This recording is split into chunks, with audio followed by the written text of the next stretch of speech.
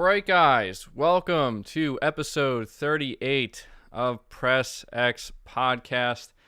Appreciate you guys being here and being patient. Let me know how my mic sounds. I have a very different setup from what I normally have when I'm doing any type of content creation, let alone streaming. So let me know how the mic is. Let me know if it's too loud. I do have a little bit further away from me, but it's in the yellow for me. So hopefully it's good for... Yeah, I see you, Sir Speaks a lot. I see you. Yeah, I don't want to read that exactly because I feel like that super chat could be taken the wrong way, but I did see it, and chill out, man. You got the hands reveal earlier this week.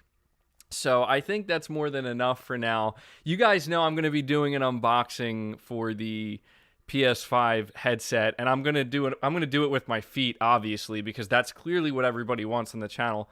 I'm kidding. That's never going to happen, but enjoy. I guess just enjoy what you got so far, man. It's so funny because you're saying it's loud. My mic's a little loud. Maybe I could just move it a little bit further away.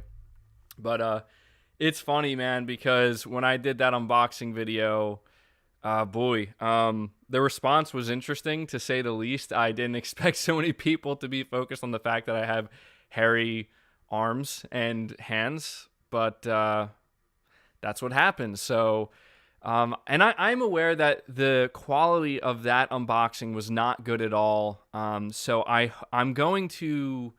I don't know how many unboxings I'm going to be doing in the future. That was basically just my test, I guess you could say. So I didn't really invest in any, proper videography equipment. So the lighting was terrible.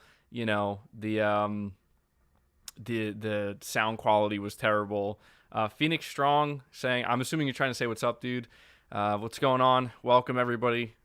And so, I'm really hoping that when I do the unboxing of the PS5, it should be much higher quality. If everything goes according to plan, the lighting should be better. The audio, I'm hoping that I can get the same audio quality that you're hearing right now, or something very, very close to it.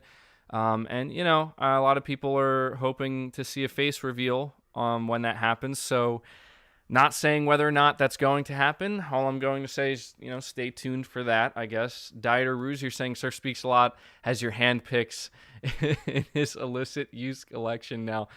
Yeah, it's weird, man. Hey, you know what? It is what it is. I hope you guys enjoyed the video. That's all I can really hope for. So thank you for that super chat, Dieter Ruse. Yeah, we have a really jam-packed show today, honestly. There's going to be a lot to discuss today, and I know that, there's been a lot of conversation happening about the next-gen consoles, and you can tell that a lot of it is not so great. A lot of it is great. A lot of it is also not so great, and, I'm going to touch on a lot of things today. I want to talk about,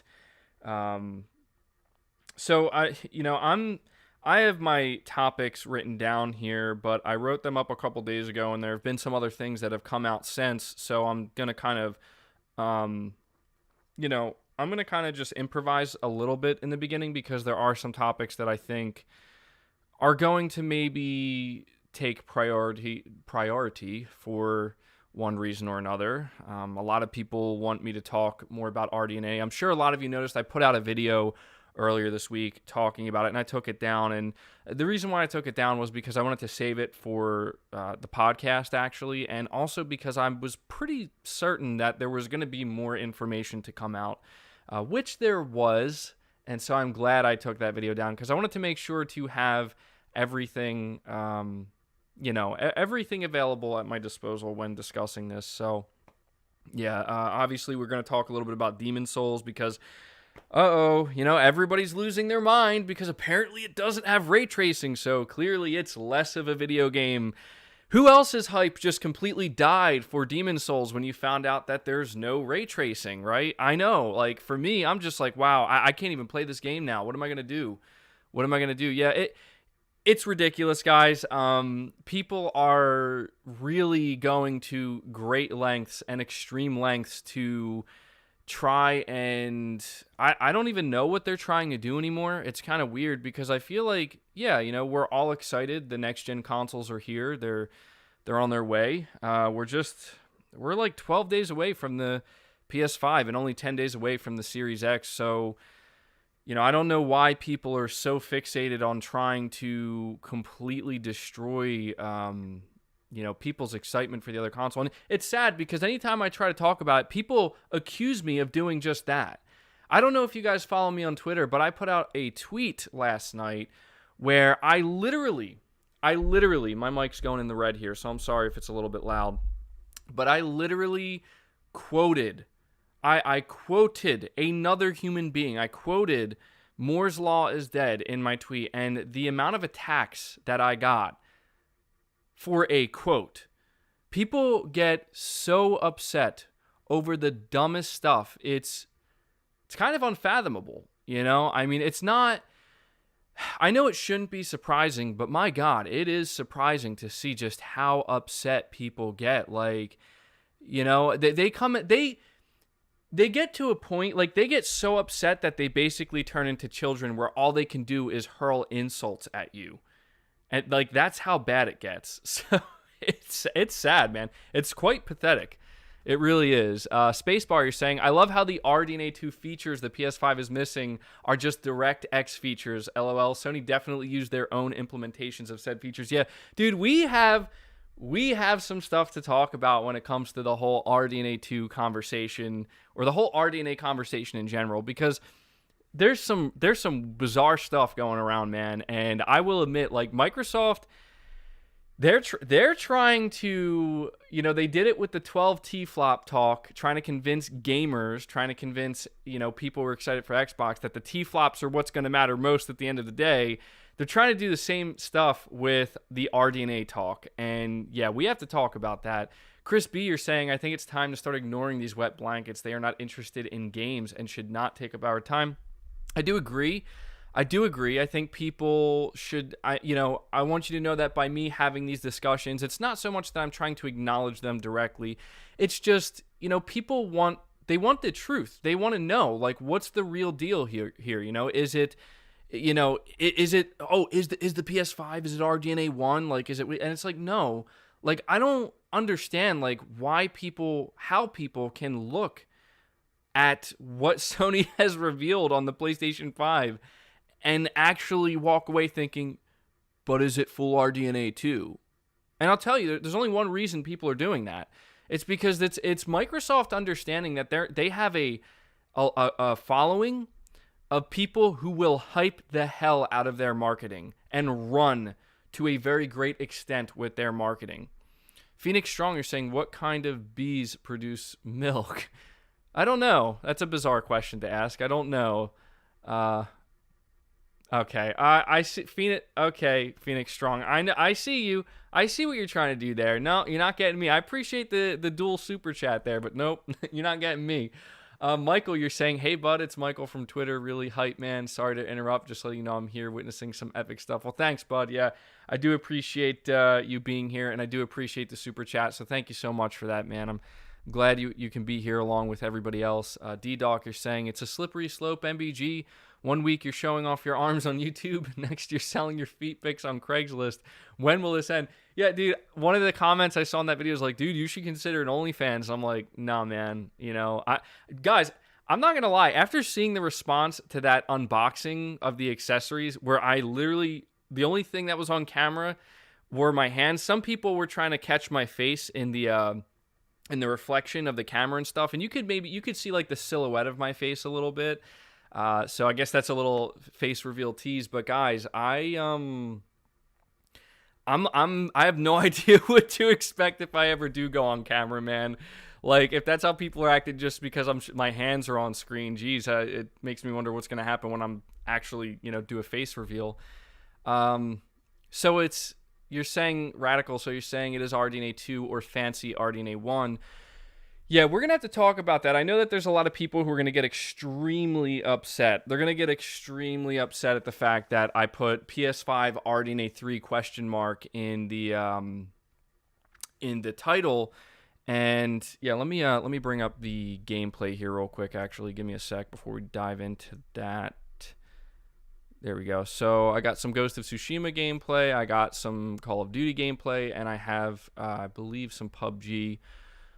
Phoenix Stronger saying rumor Silent Hill is going to be revealed at the Game Awards. Yeah, let me touch on that really quick because I've seen that going around, and let me tell you right now, that's exactly what I'm expecting. There's a lot of people who still think that Silent Hill isn't real, that it's made up or something, or it's just a completely made up rumor. No, it's not. Silent Hill, like, I don't want to say it definitively, like, you have to take it with a grain of salt, but I'm pretty sure it's real, and I'm almost certain it will be showing up at the Game Awards.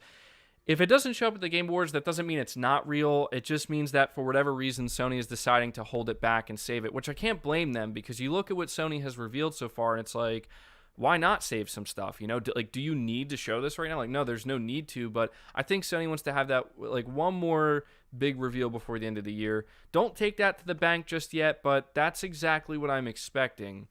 Kenny Hun, you're saying AMD's RX 6900 XT can barely do ray tracing. To think the PS5 and Series X are watered down versions of that, ray tracing has been overblown, and it's sad. Yeah, I think so too. Like, ray tracing is awesome, but to me, it's just not the be-all, end-all by any means. And we have a new channel member as well. Big shout out to all of my channel members, Work, Gaming, and Horror Movie Review channel. Thank you so much, buddy, for choosing to support me directly. If you do want to become a member of the channel, consider hitting that join button. It is a really great way for you to support me directly, and I appreciate all of my supporters, but especially those of you who become members and super chat. It really helps me out here a lot, and it allows me to do what I do.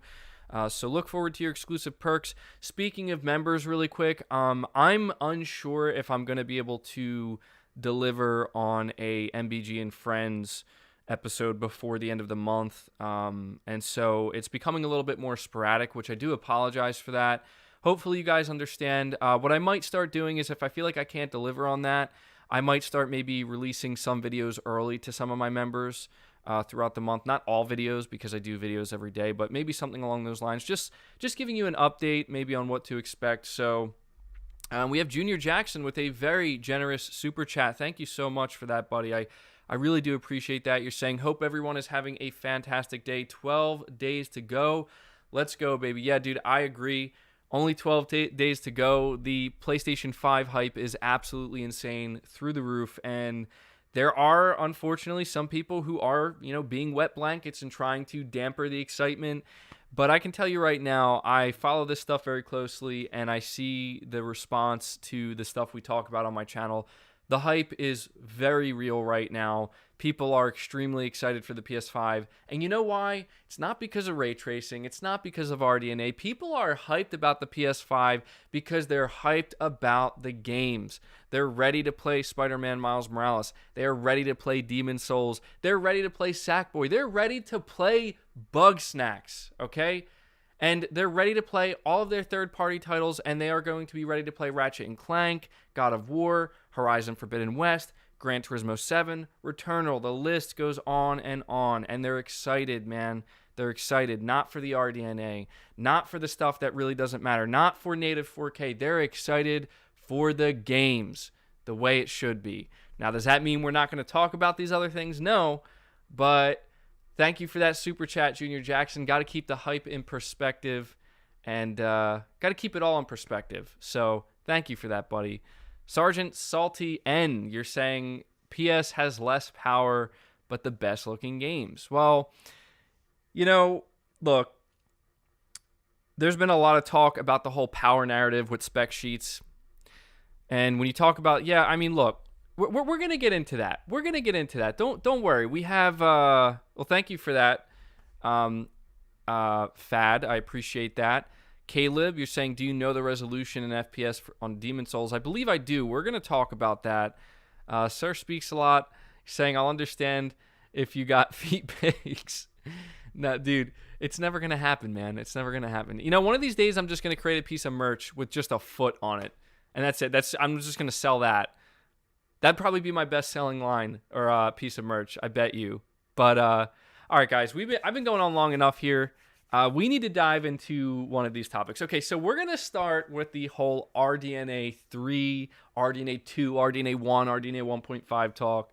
Sergeant N, you're saying, just got my DualSense, best controller, hands down. Yeah, I got it sitting in front of me. I was thinking about holding it the entire time. Here we go. There's no RDNA3 yet, to be honest, MBG. It's on plain, MBG is on plain idiot mode. Okay. All right, look. So the reason why I'm talking about RDNA3 here is I don't know how many of you follow Moore's Law is Dead. And, you know, I know there's a lot of people who don't care because it's Moore's Law is Dead. It's not coming from Mark Cerny. It's not coming from Sony. Look, Moore's Law is Dead has been, he's been correct many times in the past, it seems. One thing I can tell you for sure he was correct about was God of War. Okay? I'm saying this because I need you to understand that he is a credible source. He has sources, and his sources have given him correct information. One of the things that he made clear is that, and this was before it was revealed, that God of War is being shown behind closed doors. It looks amazing, and it's coming sooner than people think. He said it would be announced before the end of the year, and more importantly, he was dead on, 100% correct when he said it is releasing in 2021. Not many people believed him, specifically because he said it was releasing in 2021. Lo and behold, he was 100% correct. Now, I don't follow Moore's Law is Dead to the nth degree here, so I can't verify that he's been correct about everything, but from my understanding, he's been correct about a lot of the stuff he has said, and all the information he has been fed when it comes to AMD, you know, Big Navi, all this stuff that, you know, we don't really cover here on the channel. So I'm just saying, like, this isn't coming from somebody who's just making claims for the sake of making claims, okay? Fatic, you're saying DualSense haptic feedback works with Spotify. That is interesting, if true. I'm losing track here. Hold on. Radical, you're saying hope PS5 can run video of your feed at 60 FPS. Not going to happen, man. Not going to happen. Chris C81, you're saying MBG, am I the only one tired of these cringe Gamers Unite posts? Man, Xbox people used to crap on the PlayStation during the PS3 era. LOL, screw Xbox for real. LOL at Halo, by the way. Yeah, I mean, I get it. Like, you know, I get it. Like, we want to, at the end of the day, we should all just be focused on enjoying the good things and finding the good. But there's nothing wrong with being, you know, diving into the weeds a little bit and being a little bit more critical and asking a few more questions. I just think that you have to, you know, you have to hold yourself accountable and responsible for the way you behave. We don't need to act like savages, you know, we don't need to berate and put down people over this. That's not what this is about. And that's why, frankly, sometimes I get pissed off and I don't want to talk about any of this because that's how people get. And it's like, I guess it's easy to get that way when you're behind a keyboard and, you know, nobody, you know, I highly doubt you would act that way in front of somebody's face, but that's the internet for you. Dead Sika, you're saying I'm willing to pre-order your face reveal, MBG. Yeah, I'll hold you to that. Thank you. But guys, Moore's Law is Dead. I want to play a clip for you, okay? I'm going to have to do it through my phone, but I'm going to put it up to the mic. And I want you to listen to this. Now, I'm most likely going to make a video on this because, look, I want to preface this as well. Am I saying that, you know, this is what we need to focus on most, that this is going to make or break our excitement and our hype for the next-gen console, whether it be the PS5 or the Xbox Series X? Absolutely not. Like, at the end of the day, buy what you want to buy. If you're hyped as hell for the Xbox Series X and you think Halo Infinite looks amazing and you love what Microsoft is doing, then go out there and do yourself a favor, buy the Xbox. Enjoy yourself. If you think the PS5 is going to be amazing, buy that. Do not let any of this determine what you are going to end up enjoying at the end of the day. However, that doesn't mean it's any less interesting. And so I just want to preface it by saying that, because you know how people are going to get. They're going to assume that, oh man, this guy's just talking about RDNA. Is it like, no, I've talked about the games more than enough. You guys know I'm going to be streaming games. The games are everything, okay? I have to say this in the beginning because you know how people are going to get. So listen to to what Moore's Law has to say here. I'm going to play it for a little bit, but he says some big stuff. He says some important stuff. And I want it to be known that Moore's Law is not the only individual who has been saying this, okay? There are other tech people as well who have been correct about things in the past, whose sources have turned out to be legitimate, and the information that they are being fed turned out to be correct. So here we go. Let's listen to what he has to say. All right, what are we at now? We are at 44:30. Next gen console questions. After this, I believe we've got the live Q&A. Let me take a drink of this. I'm going to wear out my voice. He's like me. We have to drink out, you know? So, next gen console questions. First one isn't directly a next gen console question, but I have something to say.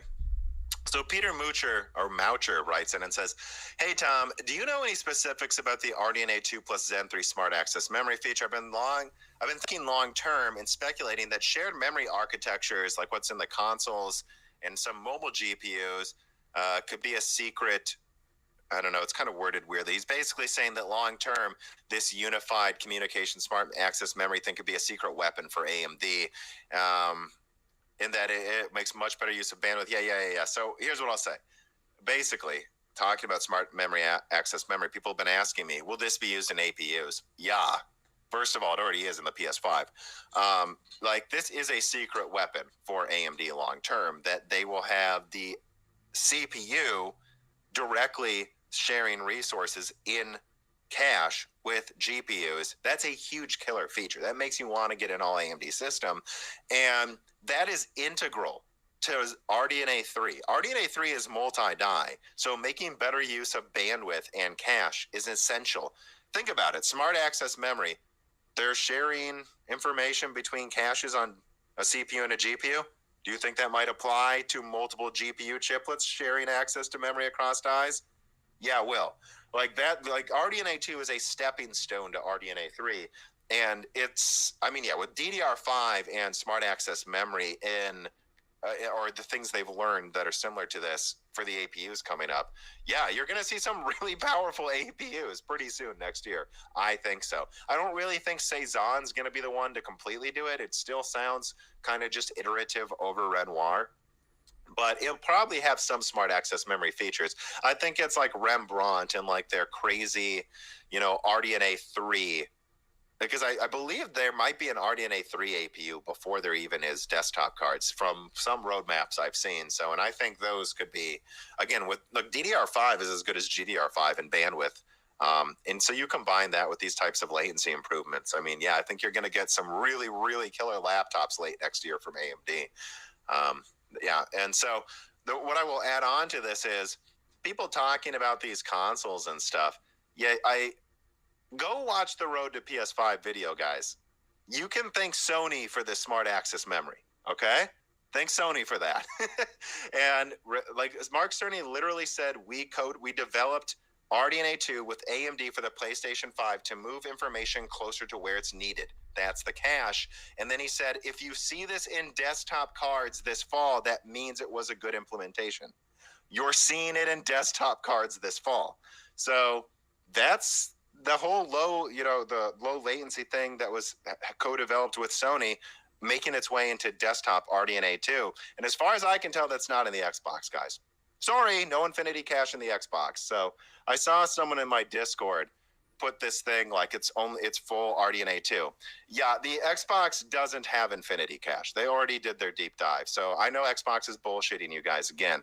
No, I'm sorry. It doesn't have Infinity Cache. So I think it's hilarious they claim to have full RDNA2. And Mark Cerny literally talked about it before RDNA2 was fully revealed. So that should tell you what's going on. And I've already covered this before. The PlayStation 5 has RDNA3 features. I'm not kidding. It does. So you're right. The Xbox has the only console with 4 RDNA2 because PlayStation 5 is RDNA3. I wouldn't exactly brag about that if I was Microsoft. All right. Sorry, I'm going to start ranting soon because I'm just so sick of this bullshit. If there's any console with RDNA 1.5, it's the Xbox. I'm Oh, not a fanboy. I'm just telling you the truth. I wasn't a fanboy telling you RDNA2 was going to be more impressive than Ampere. That was a fact. That's what I knew. That's what I'm telling you is going on with the Xbox. The Xbox is a server APU meant to be. Google it. Google it. The Xbox Series X is a server APU for clusters. It needs more compute and bandwidth for the cloud. That's what it is. And then they're also selling it to gamers. The teraflops are not for gaming. It's for Azure. Guys, you're being played. My God. I just don't fall for it. Teraflops are not everything. They didn't help Ampere, and that's all I have to say about this. And by the way, the Xbox Series X does have some things that aren't in desktop RDNA 2, but this childish argument that like one console's RDNA 1.5 or RDNA 2.5 is ridiculous. They're both custom designs, okay? They're both custom designs. And I'm just sick of people trying to argue one's 1.5 or 2.5. They're both neither. The Xbox has some things that aren't in desktop RDNA 2. They have their own version of variable rate shading, but so does Sony. Sony also has their own version of variable rate shading. Just stop with the console flaming back and forth. Neither console's RDNA 1.5 or 2.5, but it is really annoying to see Microsoft try to play into that when I know it's bullshit. It's bullshit. You know, it's bullshit. so there you go. I know that was a little bit lengthy, but I really felt the need to play back there what Moore's Law is Dead had to say. I will get to the super chats, by the way, guys. But listen, like, if you follow Moore's Law is Dead, you know the dude doesn't have a horse in this race. It's not like he's like, pro PlayStation or pro Xbox. The dude just covers all this stuff, and he's just feeding you the information that he's been hearing. And so I don't know if you guys caught everything he said there, but he literally said that if any console, I mean, at the end, he's saying, like, it really doesn't matter because they're both highly customized, which is true. But he's basically saying that if there's any console that's closer to being RDNA 1.5, it's actually the Xbox, because there are features inside of the PS5 that were developed, between AMD and Sony that are implemented into the GPU that we're seeing right now, and that will be out, most likely with RDNA3. And so I just think it's crazy, man. I just think it's crazy. Like, people think that he's just out here making this up as if like he's some kind of PlayStation 5 fanboy. He's clearly telling you, don't fall for Microsoft's marketing, just like he tried telling and others tried telling us back then. Do not fall for the teraflop marketing, because it's, as he puts it, it's bullshit. And that's all it is. And everybody knows it. The only people who don't know it are the ones who are falling for it. There's a reason why when Mark Cerny did his deep dive, he's not really focused on the T-flops, because the T-flops don't mean anything at the end of the day when it comes to gaming performance. It doesn't. Look at what the PS5 is producing and try to tell me the fact it's not 12 T-flops means anything. It means literally nothing. It means nothing. It is a number on a piece of paper. That's what it is. So Microsoft is doing the same thing with RDNA, and he said it himself. He said, Microsoft is right. They are the only RDNA2 console because the PS5 it has RDNA3 features, and people are like, well, RDNA3 isn't a thing yet, and it's not developed, and it's not out.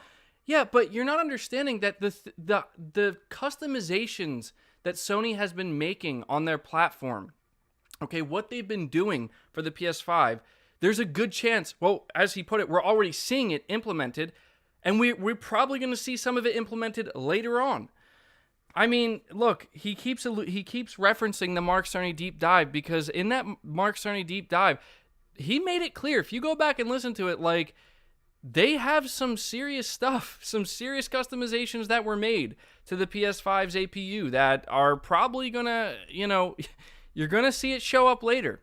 Let me see if I can get to these super chats before I miss too many of them.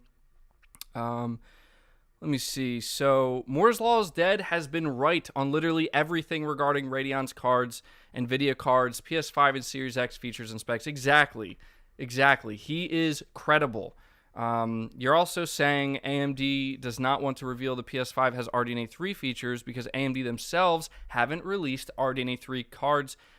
People. Also, RDNA 3 is a silicon area.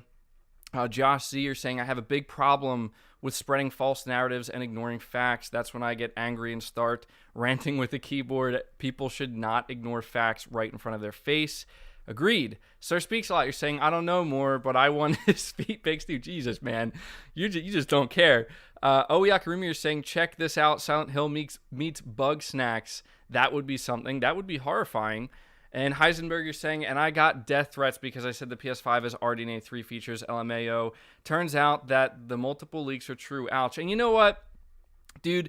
I feel you on that one, because the amount of backlash that I have been getting, not because I'm not claiming, like, I'm not even the one claiming the PS5 has RDNA3 features. I'm literally reiterating what I'm hearing.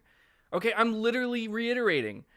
And people lose, and I'll tell you why, guys. Do you know why they lose their mind? You know why they resort to a point where they have to start name calling? Oh, you're an idiot. You're this. You're that. And just saying, like, you know, nasty stuff to people. It's because that's how desperate they are, guys. Like, I'm going to be real right now. What does Xbox have at its launch that's that appealing? Honestly, other than the marketing behind it, with the 12 T-flops, the backwards compatibility, right? The RDNA2. Other than that, what does the Xbox have at launch? What does the Xbox have for its first year being on the market in 2021? You know, people are going to call me a fanboy for saying this, but I'm just asking a question. I'm not even making a statement. I'm asking, what do they have?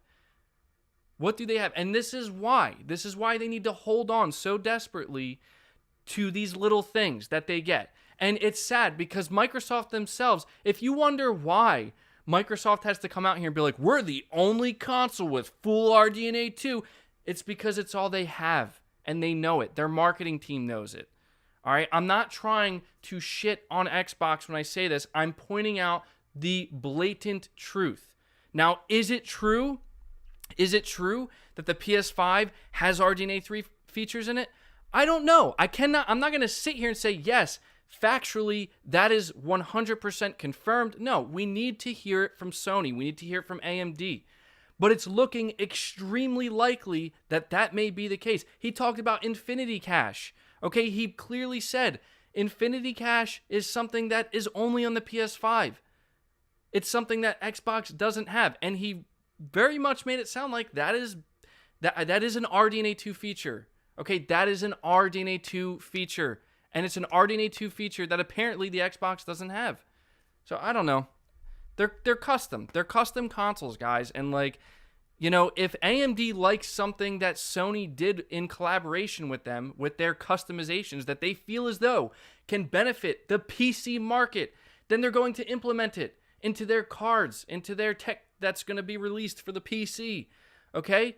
That's why it might end up being RDNA3. That's why. Not because it is right now. We basically need to hear it from AMD. But what I can tell you is that what is in the PS5 right now is future-proofed. And it produces results. Look at the games that Sony has revealed so far, people. Okay? And compared to what Microsoft has revealed, it produces results. It's no joke. JT Harris, you're saying, I prefer Xbox, but if third-party games actually look better on the PS5, that's the ultimate proof in my honest opinion. Yeah, I hope for the sake of all these radical Xbox fans that never happens. I really do. I'm not saying it's going to, because I have no idea. In fact, I'll be honest, my expectation is games will look slightly better and run slightly better on the Series X, because you know what? All that hardcore marketing that Microsoft wants to go with the 12 T-flops, but worse than that, how these guys want to run with it to the point where they're attacking people, letting us know how we're effing morons. I pray for them that we do not see that situation unfold, because my God, would that be an absolute disaster for them. Like I said, it's all they have right now. And if they lose the last thing they have, well, that's not going to be a good look. It's also worth mentioning, did you hear what Moore's Law is dead? Did you hear what he said about how the Series X was created specifically the way it was with the 12 T-flops for Acer, for the cloud, for cloud computing, for their servers? Yeah, Sony isn't doing something like that. Sony's focused on how can we get the best looking, best performing games on our next gen console. I'm telling you, man, this is where you see the differences. D-Doc, you're saying it's like Jim Ryan said, let the games do the talking, and so far, Sony is talking. 100%, man, 100%. I can't, we can't. it's crazy, dude. Kofi or Coffee C are saying The Last of Us 2 is the best looking game of all time, and it runs on a 1.84T flop console. Talent/budget will always win. Agreed. The spec sheets mean nothing without the talent. Spacebar, LOL, I love how we are still talking specs 2 weeks out. It should just be about the games by now. This is what happens when you have no games to look forward to. Dude, that's the thing is, like, I've been talking about the games here on the channel, and I plan to stream the games, and I plan to talk more about them, obviously, once I get my hands on them.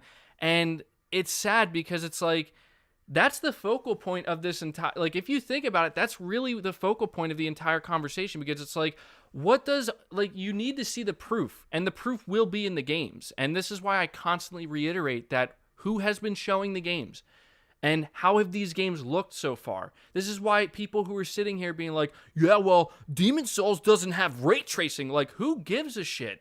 Like, have you seen that game? Like, who cares? Literally, who? I'll tell you who. People who don't plan on playing it. Those are the people who care most about Demon's Souls not having ray tracing.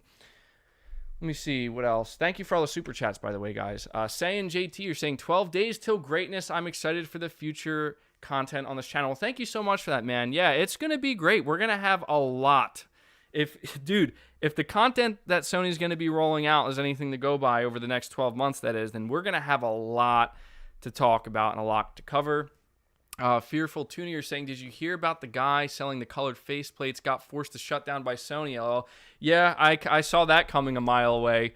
I really did. To me, that's not surprising in the least because, once we saw how easily those faceplates could come off, guys, I knew that, like, yeah, Sony's going to want to do stuff with this. And if you're going to be doing it, like, through third party, you're most likely going to have to get a licensing you're going to have to pay a licensing fee more than likely. So, I don't mean to rant so much here, but it frankly pisses me off that, people are pushing back so hard on Moore's Law is dead. And I'm not coming to his defense because, I'm a radical PlayStation fan, so he's saying something positive about PlayStation. Obviously, I'm going to defend him. No, I'm going to defend him because the dude is genuine, and that's very clear. Like, he doesn't have a horse in this race. He would not be saying this. And he is also frustrated with the blatant wool that is being pulled over everyone's eyes by Microsoft's marketing, and he's not, he clearly sees the way fanboys get as well. And that's where, I feel like I can relate with him, where it's like he's clearly seeing the crap that's being spewed out of people's mouths or being typed from their keyboards regarding this stuff, and he's just trying to make it clear to people, like, it's just Microsoft's marketing. That's all you're seeing. They want you to believe something that may not. It's not that it's not true. It's just it's not. It's kind of disingenuous is all I'm trying to say. So, I'm just going to be real right now, guys. You go back, you watch that deep dive with Mark Cerny. Mark Cerny's he's not pulling the wool over anybody's eyes. There's zero smoke, zero mirrors. He's flat out telling you, this was our goal with the PS5. This is what we're hoping to achieve. These are the decisions we made when it comes to the architecture, and this is why. Okay?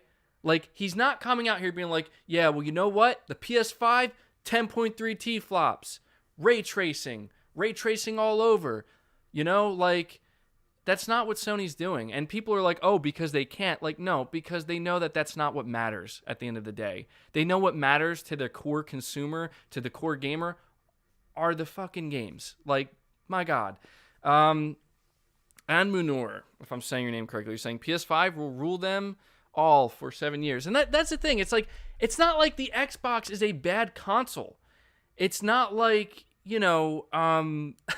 we're sitting here basically saying, this is why you shouldn't buy an Xbox. Like, no.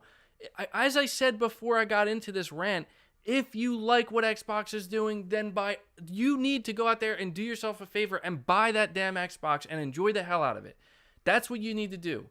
But to sit here and pretend, right? You're saying we demand all the MBG rants. Well, I'm glad you enjoy it. But to sit here and pretend that there isn't this toxic conversation, that there isn't this group of people who get together and low-key completely shit on PlayStation and PlayStation fans and the PS5, while simultaneously, gloating about every little thing when it comes to Xbox. Like, come on. We all know it's there. We all see it. I'm not saying we need to pay attention to it, but at the same time, I'm not going to sit here and pretend that this isn't something that's happening, because you know what? Anytime I post something on Twitter, anytime I put out a video, some of these people show up on my channel, and my God, it gets annoying. What super chat did I miss? Oh, Sylvester.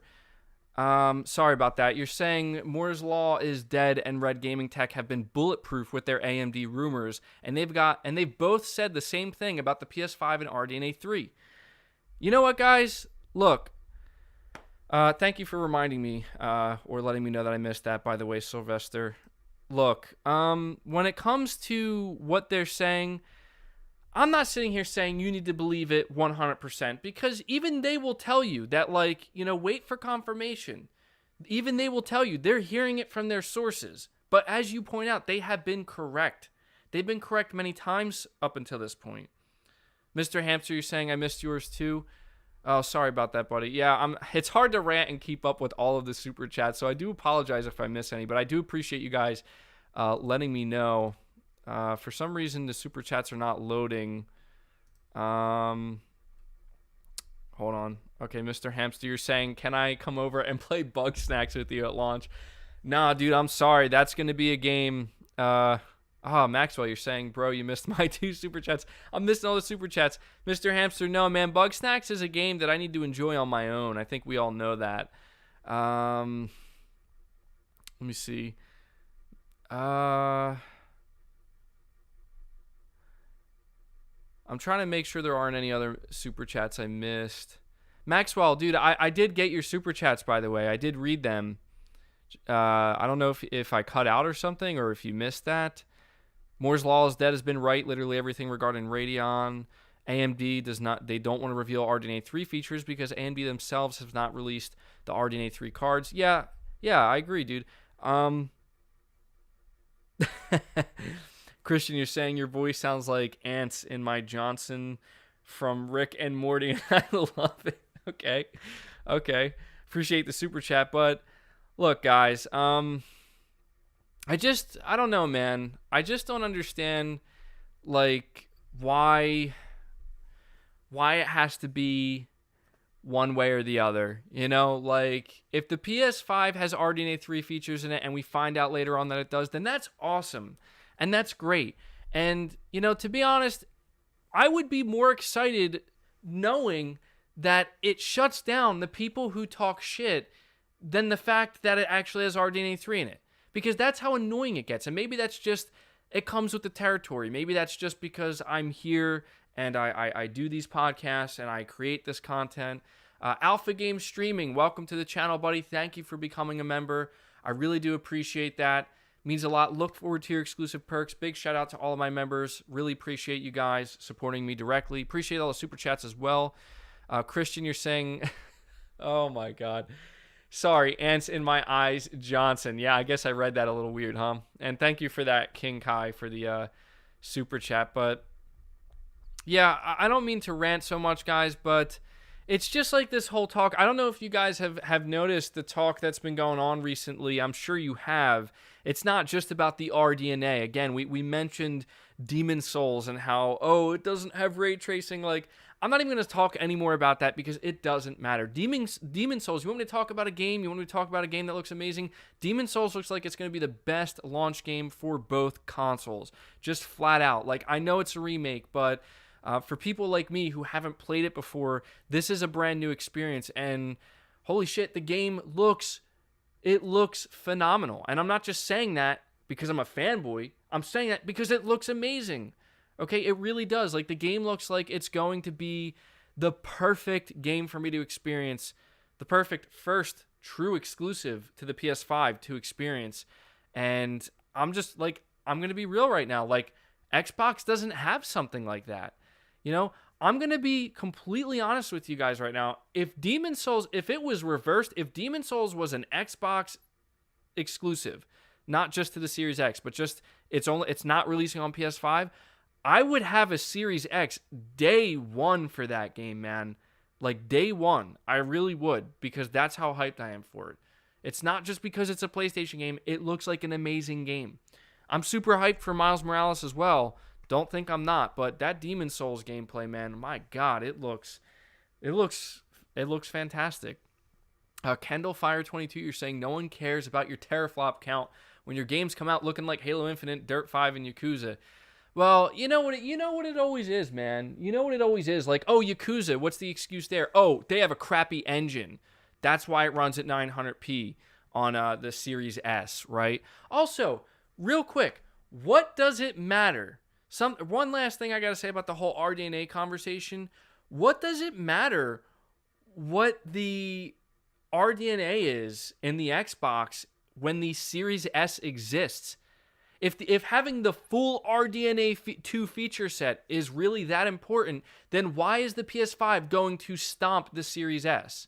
Can somebody explain that to me? Because in their marketing, certainly Microsoft certainly isn't trying to pull the wool over people's eyes or flex in any little area they can because of their lack of games. No. Microsoft isn't doing that, okay? Because the Series S also has full RDNA2 feature set.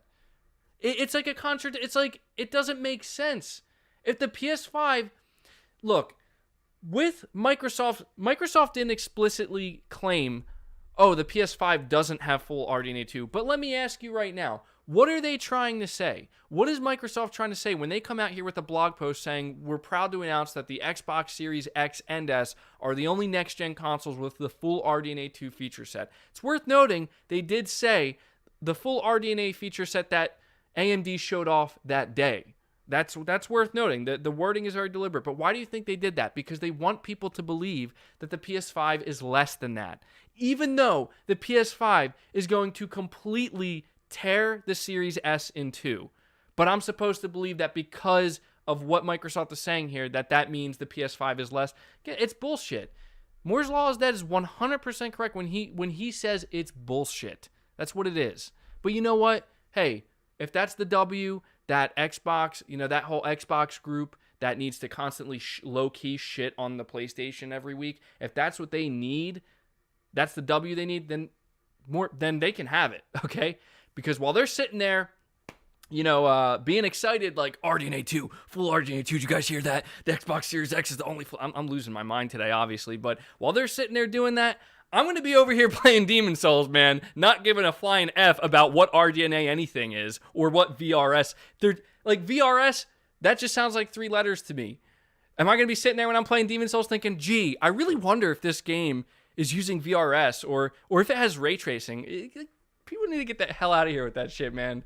They lose the forest for the trees so frequently. You're saying, I said it before and I'll say it again on the behalf of Chris Jericho, if Xbox don't get their stuff together, they'll never, ever be the same again. Remember, we also have Anmunur. Once again, I'm getting both the PS5 and Xbox, but I think PlayStation's offerings seem more attractive right now. Yeah, dude, I'm just going to be honest, man. Like, it's my problem. I want you guys to understand, my problem doesn't, like, people, I think, perceive me the wrong way. They think that I'm trying to shit on Xbox when in reality I'm not trying to shit on anybody or anything. But however, what I am ranting about is not so much Xbox.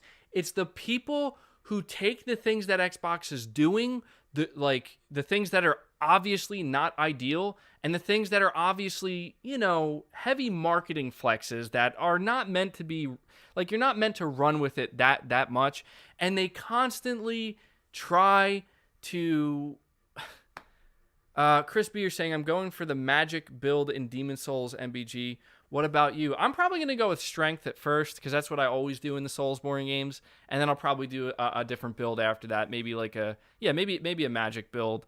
I like to kind of contrast them. But I'm just trying to say, like, my problem is with the people who just run with this stuff and they just completely, like, they wear masks. That's the point. They wear masks. They want you to believe that they're not trying to bring something down, that they're not toxic. They're not toxic. They're just gamers. They just want to play games. They're not trying to, convince you of something that's probably not true or completely skew your perception. And here's the thing. I'll admit to you right now, I have been guilty of this. This is how I know. I can see it immediately when people are doing it. I used to do this shit back in 2019 to Xbox, where I would constantly dunk on them. And I won't lie to you, I did it because people enjoyed it. People got a laugh out of it. But I cooled off on it because I'm like, you know what? Like, I don't want to be that. I don't want to be that guy that's like every little thing Xbox does, I'm going to make fun of and make people and put people down, and make it sound like Xbox does nothing right. And I just got tired of it because at some point I realized I just want them to do better. I want them to be better because I know they can. And to be fair, at the beginning or the end of 2019, when they announced the Series X and they announced Hellblade 2, you guys know my hype was high. I was like, damn, Microsoft isn't playing around next generation. Then they, started making the same mistakes again. T-flops. Where's that Hellblade 2 gameplay? Still haven't seen it. And then Sony's coming out here and they're like, we're going to let the games do the talking. And I'm like, Microsoft, what are you doing? And now Microsoft is basically, they're in the same position. You got to wait. You got to wait. That's a fact. That's not an opinion. I'm not sitting here shitting on Xbox by saying you got to wait. That is a fact. You may not have to wait for the Series X. You may not have to wait for your third-party games. And there are some things that are exclusive to the Xbox, but I'm going to be real right now. The only thing that I think Microsoft really has going for it over the next 12 months of the Series X, unless there's something unannounced or something I'm completely forgetting, chat, let me know if I am, is Halo Infinite. And we just heard, who was it? Another creative director left? This time it was somebody who's been there since the beginning. What was his name? Chris Lee, I think. And I'm supposed to believe that Halo Infinite's going to reach its full potential by 2021? Come on. Like, this is what I'm saying. Like, I was willing to give Xbox that chance that I thought they deserved, and I did. And they're not doing everything wrong. They're not being completely terrible. I'm just simply saying that I don't understand how these guys can act like they have a leg to stand on, and they have any right to come out here and shit on PlayStation fans and try to talk down on PlayStation and make it and this and that, when it's like, I'm sorry, what do you guys have over the next 12 months? Because I can tell you right now, if there was something worthwhile, if there genuinely was something worthwhile, I'd be there day one with the Series X. But there isn't. Okay? Now, maybe that is my opinion. That's not necessarily fact. If you think that Xbox does have something that really stands out to you and gets you excited, then, as I said, be excited. Go buy a Series X. But can we, are you really going to try? MBG, I don't care about ray tracing. Also, the UI must be 4K. Dude, okay, look, I took the L on that one. I admit, I went way too far out there. I became the radical fanboy in that moment. But the reason for that was because I was genuinely... How much coffee did you have, dude? Your energy. Yeah, dude, I got my big-ass cup of coffee sitting right next to me. I had a lot of coffee, I'll tell you.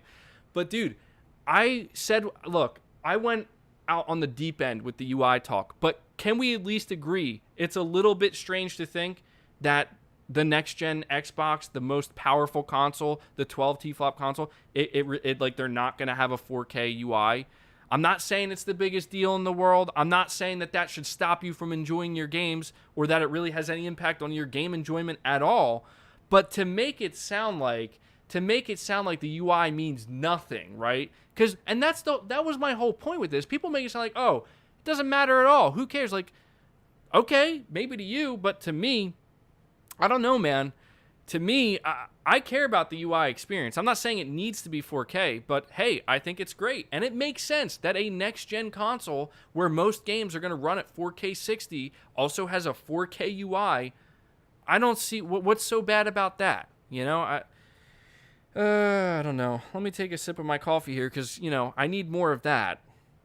To be honest, I'm just so revved up today because there's just so much to talk about. The conversation has really ramped up. I'm sure you guys noticed. I know you were just joking, man. I know. And it's okay. That's the thing. I have no problem taking L's, man. Okay, speaking of L's, Got to keep going on this rant here. Got to keep this energy up. Guys, do you remember the whole 13.3 T-flop talk? Holy shit. The amount of people, for some reason recently, who've been dunking on me, or at least trying to dunk on me, because, you know, look, I put out a tweet. This was before Mark Cerny's deep dive. I put out a tweet, and it was of Joker trying to make himself smile, and his finger slipped, and, you know, it turns into a frown, right?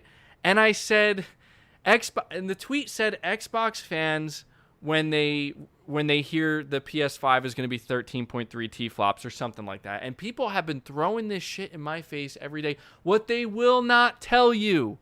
Okay, and this is my fault. I should have put this in the initial tweet.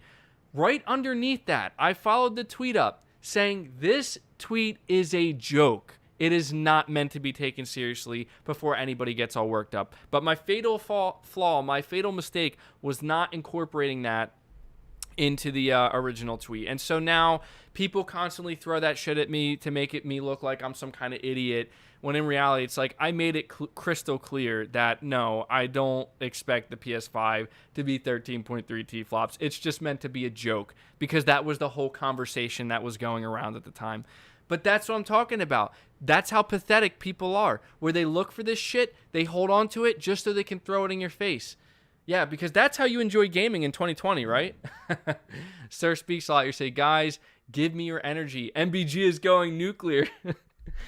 To be honest, my hype is just coming from the fact that I got a new setup going on right now, and it's not the most... I think it's like pretty visually appealing. It's not the most visually appealing, but I got this new setup. I told you guys I'm redoing my basement, and I'm going to have... Once it's all done, I'm basically going to have a big office space / gaming area, and it's going to be great. And this is where I'm doing the podcast for the first time, and I like it. I got my big screen TV here, and I got the chat up on it. Makes it a lot easier for me to read it. And it's a great setup, so that's why I'm so hyped. And again, there's just a lot to talk about. We're 12 days away from the PS5, man. You're saying I love no nonsense MVG. Dude, it's because look, we're gonna kind of segue. I know that the topics, I feel sorry, Devil Shooter, I have no idea how you're going to timestamp this, but I do appreciate whatever you're able to do, because I know it's all over the place. Normally I have topic 1, 2, 3, 4, 5, but yeah.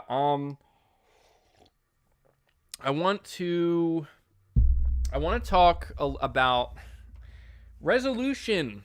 Our favorite thing, resolution, the thing that determines your ultimate enjoyment for a game. Look, there's been a lot of conversation happening regarding Assassins Creed Valhalla, or Valhalla. I don't know how I should say that, but look, everybody's freaking out, or at least a lot of people are freaking out, because they're like, oh my god, Ubisoft confirmed that Assassin's Creed, it runs at upscaled 4K 60 FPS, and look, as far as I can tell, I don't know if there's been official confirmation. I don't know if there's official confirmation that the Series X version of Assassin's Creed is going to run at native 4K. I've seen some people say there is. As far as I could tell from what I looked into, back in September, I believe Ubisoft said that it will run at 4 full K 60 FPS. So people are interpreting the full 4K as native 4K, which is understandable. But this is what I'm talking about. This is what I'm talking about, guys. I'm going to put it to you this way. What would be more shocking? If you found out that Assassin's Creed, with the 12 T-flops, these guys, they're constantly going on about the 12 T-flops. Wouldn't it make sense? Wouldn't it just make sense if that was the case? Because the Series X is the more powerful console, they've been drilling into my skull. It's the more powerful console. Wouldn't it just make sense that it also has the slightly higher resolution, or the native resolution at 60 FPS? So why are these guys acting like it's some kind of major shocker that a third-party, multi-platform, cross-gen title may not run at native 4K and has dynamic? I don't get it. You know what would be shocking? If there was zero difference. And there might not be. Because, again, I have yet to see official confirmation. We're going to find out, though. We're going to find out. But that's what I'm saying.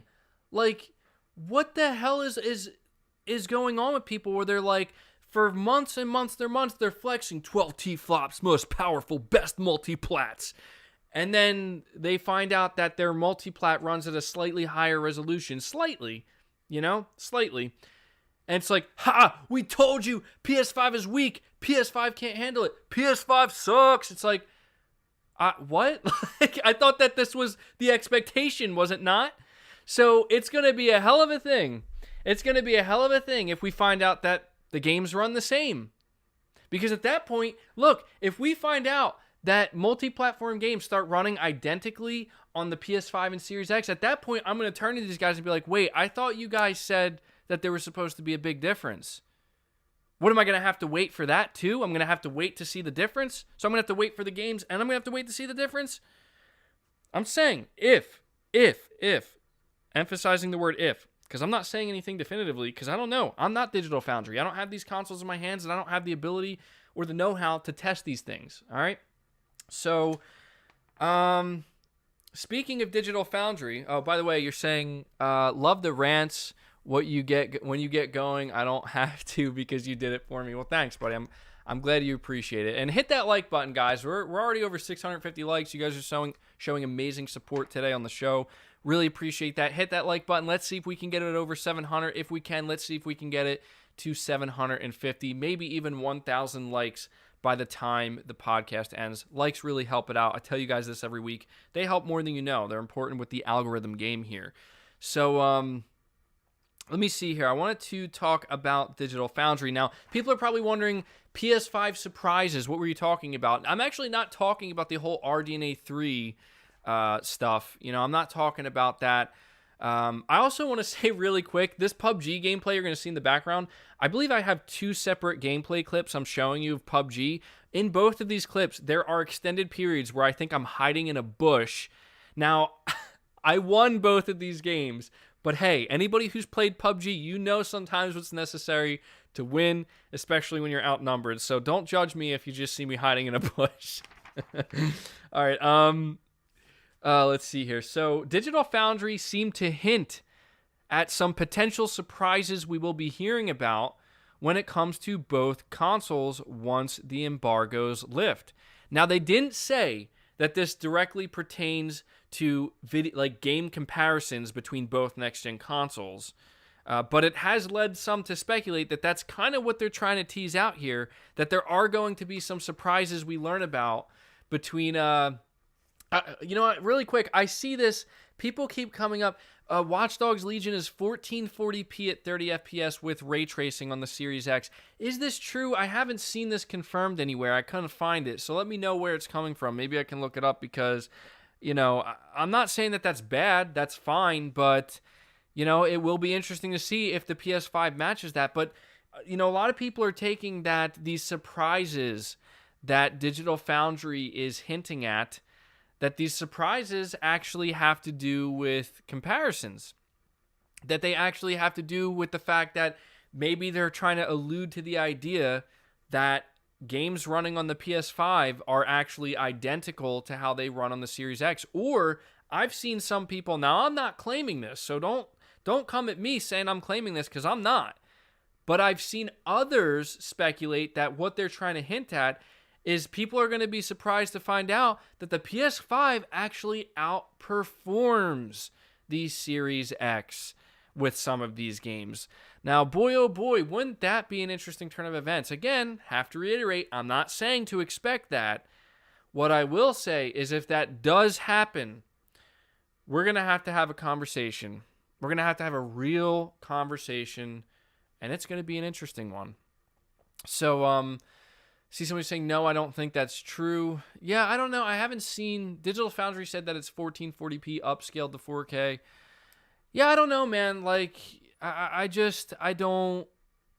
I'm not saying it matters that much, but you guys know, like, I've been following this stuff, and I've been getting a lot of pushback, and I've been hearing it, again, drilled in my head. Best multiplats, most powerful console. Well, we're going to see. We're going to see.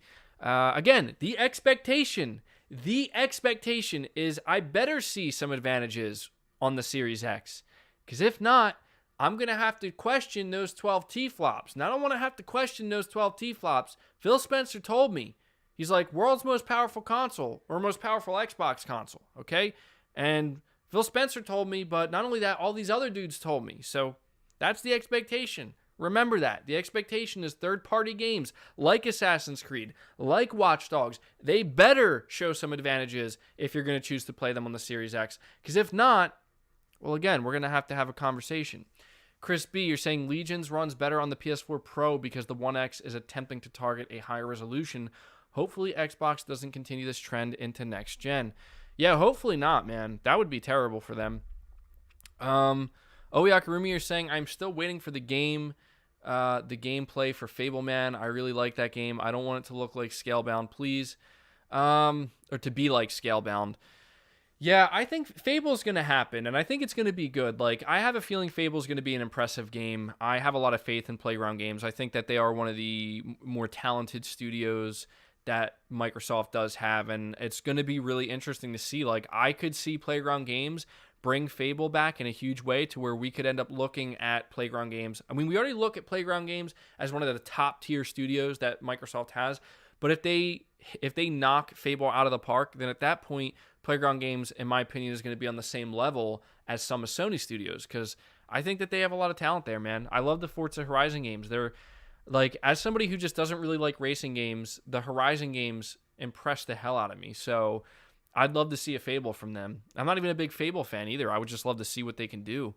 Demon05, you're saying at the end of the day, PS5 will have the better games. I'm taking into account Bethesda broken launch disasters being console exclusive into account. Yeah, that's another conversation we're going to have before the time this podcast is up, is what Todd Howard had to say. Again, I'm just taking what he's saying and I'm putting it out there. I'm giving my opinion, and I get attacked for it. I get attacked for it because I can't accept that Bethesda's games are not going to be on PlayStation. Like, no, I literally don't give a shit. I give a shit to the extent that I understand it's a big deal to a lot of people. The last Bethesda game I played was The Evil Within 2. So would I give a shit if The Evil Within 3 doesn't make its way to PlayStation? Yes. Do I care about Elder Scrolls 6? I'm going to be blunt right now. I don't. I've never played an Elder Scrolls game in my life. I attempted to play Skyrim, and I told you guys this many times, like, I didn't get it. I just didn't get it. It's nothing against Skyrim. It's nothing against people who love it. I just didn't get it. I'm like, why would I play this when I can play Dark Souls? And then I never played it again. So much hatred on this channel. Dude, what am I hating though? Like, what about what I'm saying comes off as hatred? I told you, if you like Xbox, go buy an Xbox. And I told you, when I see a game on Xbox that makes me excited, I'm going to go out there and I'm going to buy a Series X and I'm going to cover the game. Oh, you're saying not you, MBG. Well, thank you. I'm glad. Look, I know I can get heated and I can be opinionated, but I'm not trying to hate. You know, I'm not trying to hate. I'm not trying to, put people down. I'm not trying to do that. If anything, I'm just trying to hold people accountable for the way they act and the things they say. That's all, Quinn, you're saying, what are your thoughts about Ratchet & Clank Rift Apart only being able to run on the PS5 due to the fast SSD compared to the Xbox Series X? I care about the speed of loading times this generation. Well, whoa, you got to understand, Quinn, according to the Xbox dudes, Ratchet & Clank can easily run on the Series X. What are you talking about? I mean, it's not like Sony came out here and explicitly said that this is a game that's only possible on the PS5. No. Why would we take their word for that on that, right? It's obvious Ratchet & Clank can run on the Series X, but you know what the funny thing is? It'll never run on the Series X. You know why? Because it's a PS5 exclusive. So the idea that it can run on this or it can run on that doesn't matter. You want to play Ratchet & Clank Rift Apart? Unless they randomly announce it's going to release on PS4, whereas there's a chance. But as of right now, as of the time of me saying this, if you want to play Ratchet & Clank Rift Apart, you better buy a PS5 at some point. And so with that in mind, yeah, you're damn right. The PS5 is the only console it can run on. And what I've seen from that game so far, I take their word for it. If they tell me that this can't work on the PS4 without dramatically changing their whole game or the game design from the ground up, I'll take their word for it, because what I've seen, I haven't seen anything like that in any other game. I haven't seen teleportation like that from world to world instantaneously in less than 1 second. So I'm going to take their word for that. Okay, Kapapa, you're saying Sony has been consistently talking about SSD, haptics, and the DualSense and 3D audio. The first two have already been confirmed. Amazing. Hyped for 3D audio. Yeah, dude, that's another thing that I haven't even talked about yet. The DualSense. So I watched what's his name? Guys, I need your help here. He's the tech guy. He just put out his video on the DualSense last night. Marquise, Brownlee. There we go. I think it's Marquise Brownlee, if I'm saying his name correctly. He put out, and he has 12 million subscribers. Now I'm you're saying Griffin Gaming is ripping you apart, bro. Dude, Griffin Gaming is going to do what he does, okay? He's going to rip me apart regardless of what I do. So I'm not really worried about Griffin Gaming. He can do his thing. If he wants to give me more exposure on his channel, then, he's free to do that. I'm not going to... Dave2D is another one as well. Yeah. Marcus. Is it pronounced Marquise or Marcus Brownlee? Either way, he has... Marquez. Okay. All right. Yeah. That makes sense. So either way, I'm trying to say, look, he has 12 million subscribers, and he's a tech YouTuber. So he has no reason in the world to overhype something like, you're saying, I think I found you because of Griffin Gaming. Well, hey, dude, I'm okay with that. I'm sure some of the people come over and they realize, oh, this guy actually isn't as bad. We all make mistakes. We all say some dumb stuff. I make daily content. There's times where I say dumb stuff, and I expect to be called out on it. But I like to think that the majority of people who are here realize that I'm just a human being, and I'm not claiming to be perfect, Elder Millennial approved. I like it. Brandon, you're saying, do you think the white on the DualSense will discolor over time? Also, love the arm shots in your unboxing video. Muscle Beast Gamer, am I right? Keep up the great work, man. Well, thank you.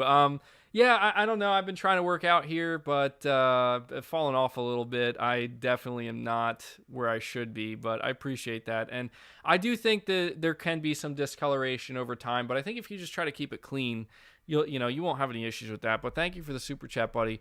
But yeah, Marcus Brownlee, I watched his video yesterday, and same thing with Dave2D, I think, or Dave Lee. I'm not sure if that's who he is, but listen, the point is, and I made a video about this as well, talking about Skill Up, where these individuals, they have no reason in the world.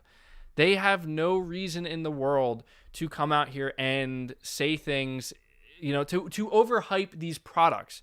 And the consistent theme we're hearing is that the DualSense is coming off as the most next-gen thing when it comes to both of these consoles. Because the haptics in it and the the feedback with the triggers, the resistance in the triggers,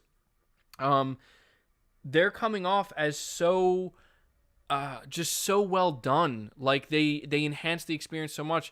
It seems like the DualSense is going to dramatically change the way games feel to play. And that's huge, man. That's huge, to the point where these guys are coming out here saying, this is the most next-gen thing. I believe, what was it, SkillUp, who said that he can't imagine that Xbox is not going to be forced to replicate this technology because that's how good it is. So, yeah, man. I have the DualSense. I can hold it, obviously, but I have yet to feel the haptics in it, and I'm super excited for that, and I'm super excited to let you guys know, what it's like. Is it really as good as everybody's been making it sound? But I gotta say, listening to these, big YouTubers basically hype up this controller, not because they're being paid to do so, but because they genuinely are wow, this is really impressive. That makes my excitement levels rise pretty high for games like Demon Souls and stuff like that, and Spider-Man. And I've seen some people express concern. They're like, oh, but third-party developers, they're not really going to pay attention to it. They're not going to utilize it. But there's been a list that has actually been revealed where there's a massive amount of third-party games that are utilizing it. And so I think, you hear the way people are talking about it. I have a feeling the DualSense is going to be one of the major standout features and things that the PS5 has on offer that the Series X does not. At the very least, we're going to get it in first party and exclusive games, but I have a feeling that people are going to like it so much that developers are going to be like, we have to, the fact that the PS5 is going to be the market leader, but, no doubt, I think that third party publishers and developers will utilize it. Andre, you're saying on countdown mode, boys, get psyched for PS2 era 2.0. Yeah, dude, that's exactly what the PS5 might end up becoming. It really might end up becoming the PS2 2.0. It really might. It depends. It depends on how well it sells, but the demand, I don't know if you guys watched my video where I covered just what Sony's expectations are. Sony expects the PS5 to outpace the PS4. They're saying that they have more units available at launch for the PS5 than they did for the PS4, and they did pre-order wise in 12 days what it took. I think was it 12 hours or 12 days? I think it was. I can't remember, but basically around that time frame, it took them either 12 hours or 12 days to do it the PS5, what it took the PS4 to do in 12 weeks. So, yeah, it could be PS2 era 2.0. It really could be. Milan, hopefully I'm saying your name correctly. PS Plus collection compared to Game Pass. Well, I'm not going to dive too deep into that, but I will say that what Sony is offering with the PS Plus collection is certainly something that if you haven't played the majority of those games, that's an offer that I don't think many people could pass up on if you happen to have a PlayStation console, for sure. We also have Brandon, you're saying your rants are always hysterical, MBG. Hope all your PS5s come early like our accessories. Dude, that's what I'm hoping, man. It was hours. Okay, thank you. I thought so. I knew it wasn't. Days didn't sound right. So it took the PS5 pre-order wise to do in 12 hours what it took the PS4 to do in 12 weeks. I'm telling you guys, there's been this narrative, and I know you guys know this narrative, okay? And this is probably, I don't know, I can't say definitively that this is going to be the last time we acknowledge this narrative, because I'm telling you right now, when the PS5 gets here, the gaming is kicking off in a big way for all of us. And I hope you guys can show your support on the channel here. You've shown incredible support. I'm like, when the PS5 gets here and the gaming kicks off, I hope you guys can show up on the channel because I want to stream these games. I want to talk more about them. You guys showed some great support for my Demon Souls reaction video, so I appreciate that. Just realized that came out wrong. I said Muscle Beast Gamer because of your arm hair. I know it's Muscle Bound Gamer. No, dude, I get it. It's fine, man. It's fine. Yeah, I'm not trying, I don't know, should I shave all the hair off my arms next time I go on camera? No, hell no, I'm not doing that. But the narrative I'm talking about, eating Domino's pizza while watching this, nice.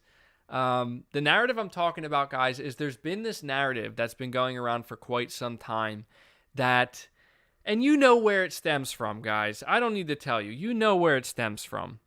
Where Sony basically, they were caught with their pants down, they were caught off guard, and they're reacting to everything that Xbox is doing, and that's why the PS5 is the way it is. Guys, it should be abundantly clear by now, 12 days out from the launch of this console, everything we've seen and we're going to see, all the games we're going to get, it should be abundantly clear by now to everyone that Sony knows what the hell they're doing. They're not... Sony isn't the one that gets caught with their pants down. Maybe during the PS3 generation, they got too cocky. They got, they got too far ahead of themselves, but they learned and they were humbled. And that's a lesson that they held on to. I don't know how anybody can look at the PS5, the games that are revealed for it, and actually believe that it's some kind of like last minute thrown together console. That's just, it's going to have a struggle. It's going to have a struggle. Like, it's ridiculous. That narrative, believe me, I look at it as that narrative has died a while ago. But for those who still think that there's any truth in that narrative, you're going to see just how quickly that narrative is going to be dead and buried come the launch of the PS5. Like launch day, and when people start talking about the games and they start playing the games for themselves, yeah, that's going to be dead and buried. Brett Williams, you're saying launch games might be really bad news for Xbox. I think all of the Sony titles that will be streamed and the kind of hype it will generate. Yeah, dude, I will tell you, I think Microsoft, you know what's shocking to me? I have a friend, Brown Sugar. I'm sure many of you on the channel here know him. He keeps saying, like, anytime we have this conversation, we talk about the launch lineup and the launch games. He always says, where are the games from the studios that Microsoft bought a couple years ago? Because Microsoft made this big deal about buying these studios. It was like 5 studios. And he's like, where are the games? Where are the games? And this was like over 2 years ago that they announced this. And I have to agree, like, where are they? I'm not, like, where is the Hellblade 2 gameplay? At the very least, you know, where is the State of Decay 3 gameplay at the very least? Like, I don't get it, man. I think he's right there where it's like, I mean, I'm not saying that these studios should rush anything out. And I know it's only been it's been about 2.5 years, but I think that's fair where it's like, you know, where are they? You know, we saw Halo and that's like it.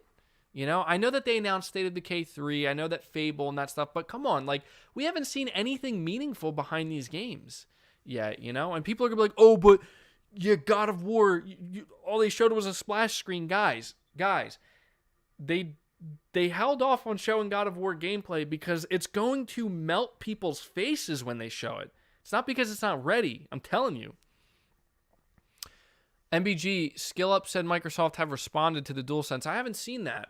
Kyle, you're saying with the controller being white and the quality of it, snacking and gaming going to be dead, and I'm washing my hands before every play session. Yeah, you definitely don't want to be snacking while holding the DualSense.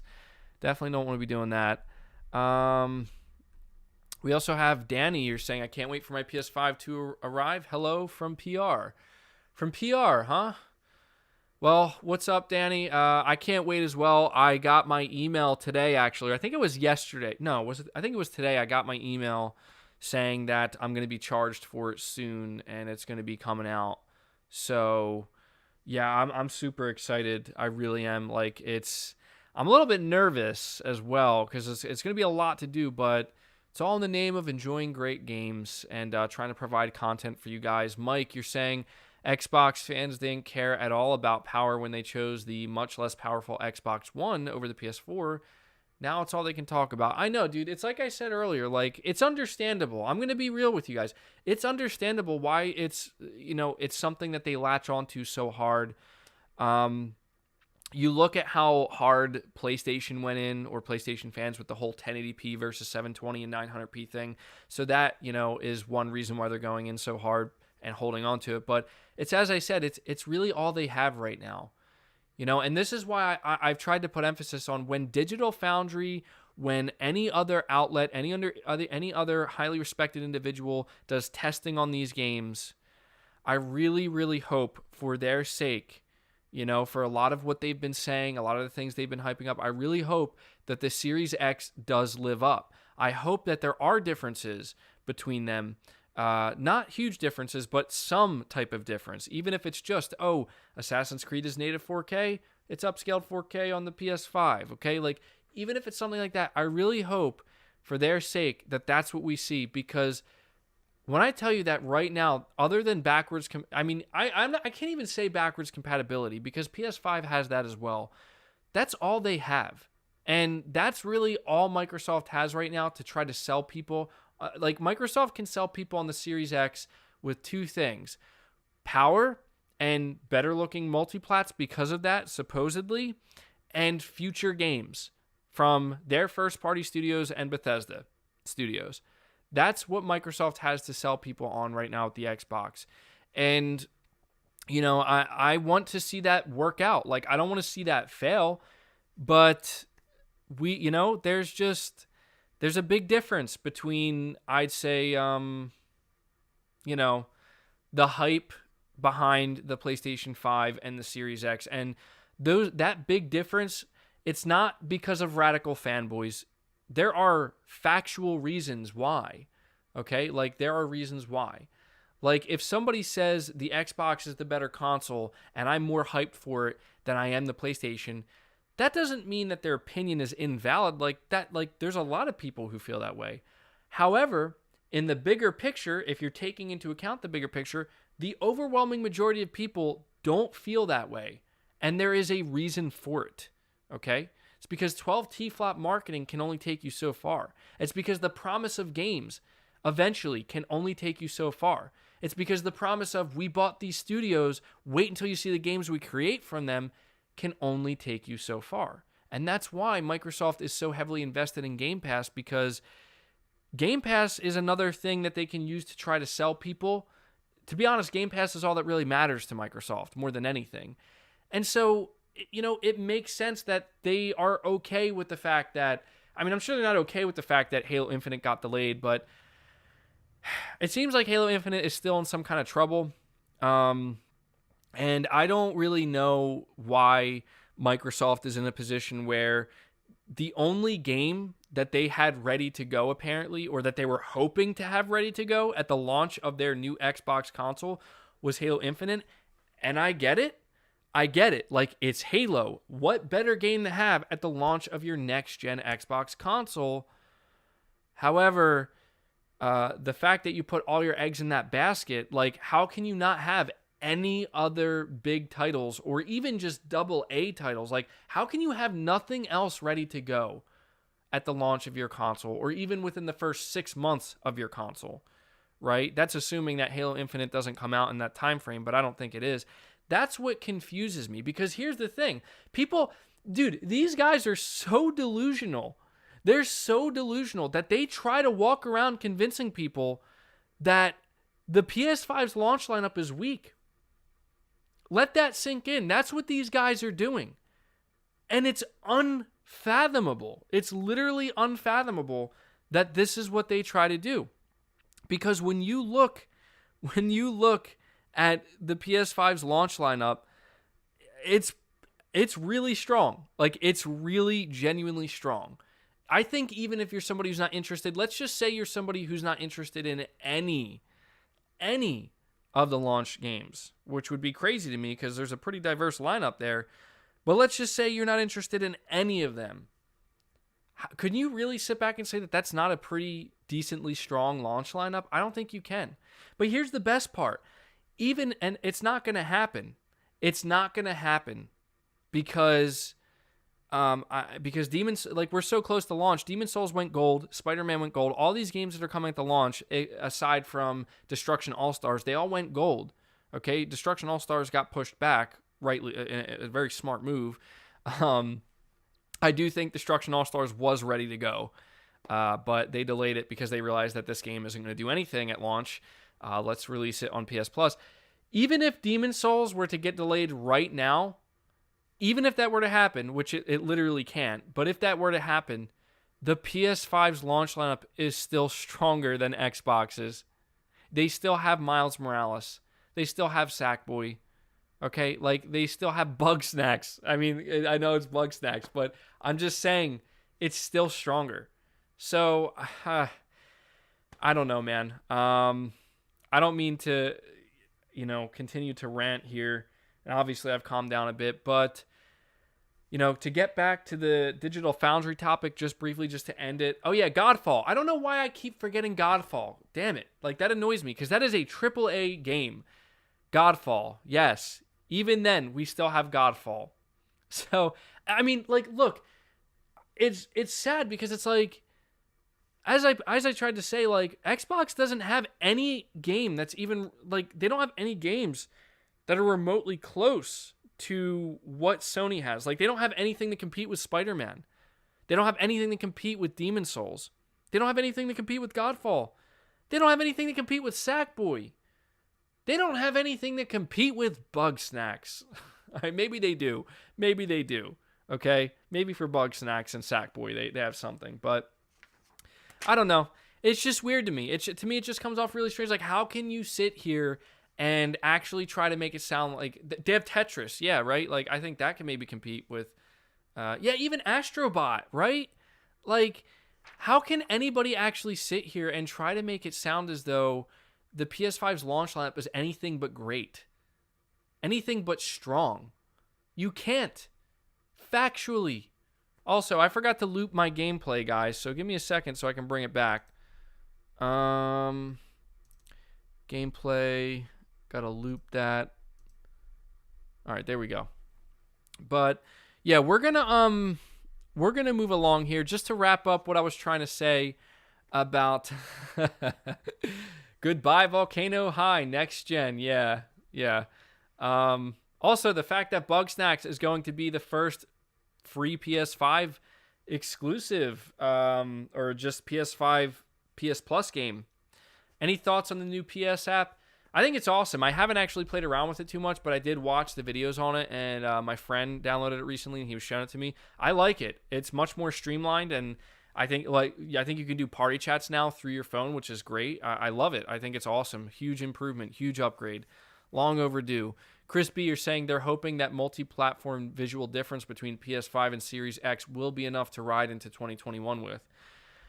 Yeah, I don't know, man. Something tells me that that's not going to be, because, look, there's no doubt that when both of these consoles launch, and the embargo lifts, and a place like Digital Foundry is able to let us know what the differences are, even if there is some significant differences with some games on the PS5 and Series X, if there is, we won't know until it comes out. That's not going, I'm sorry, that's not going to hold a candle to what everybody else is focused on and talking about. And what we're going to be talking about are the games. So, let me put it to you this way. If Digital Foundry comes out and, they're like, oh, there is a resolution difference between Assassin's Creed on the PS5 and the Series X, and the Series X runs at native 4K, to whereas the PS5 version runs at upscaled 4K. Some people are going to be talking about that. We'll probably talk about it because I try to cover as much as I can on the channel. And there's going to be, worse than that, there's going to be some people who are trying to run with that and make it seem as though this is some huge, massive L for the PS5 and some huge detriment. But the overwhelming majority of people are going to look at that, shrug their shoulders, and go back to talking about Spider-Man, and go back to talking about Demon's Souls, and go back to talking about Godfall, and go back to talking about the load times on the PS5, and go back to talking about the PS5's unique UI features. That's what and the DualSense as well. This is what they're going to go back to talking to. They're not going to talk about that crap. I mean, maybe for a little bit, but that's not, look, that, when the bomb drops, as in the new consoles are actually out and they hit the ground running, very, very few people are going to be talking about resolutions. At least that's my assumption.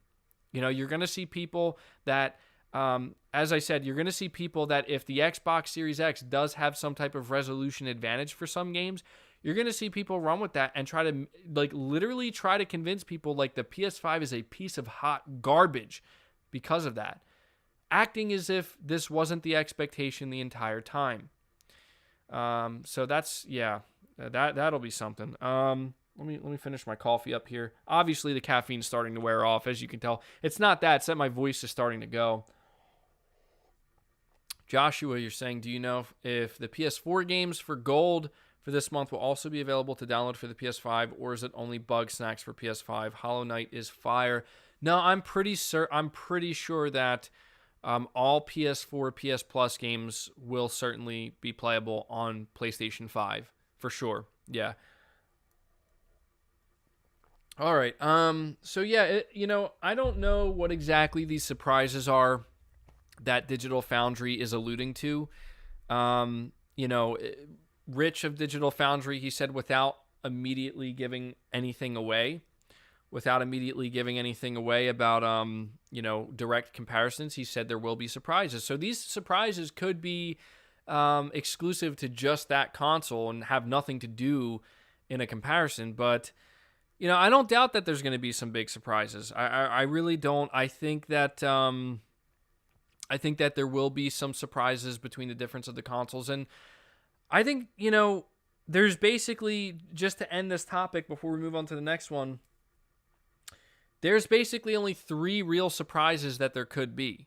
One, the Series X does have a significant third-party multi-plat advantage over the PS5, and everything that all of these guys have been saying and all of Microsoft's marketing, everybody who's been saying that wait until you see the difference, best multi-plats, huge performance delta, that they will be vindicated and it's going to be correct.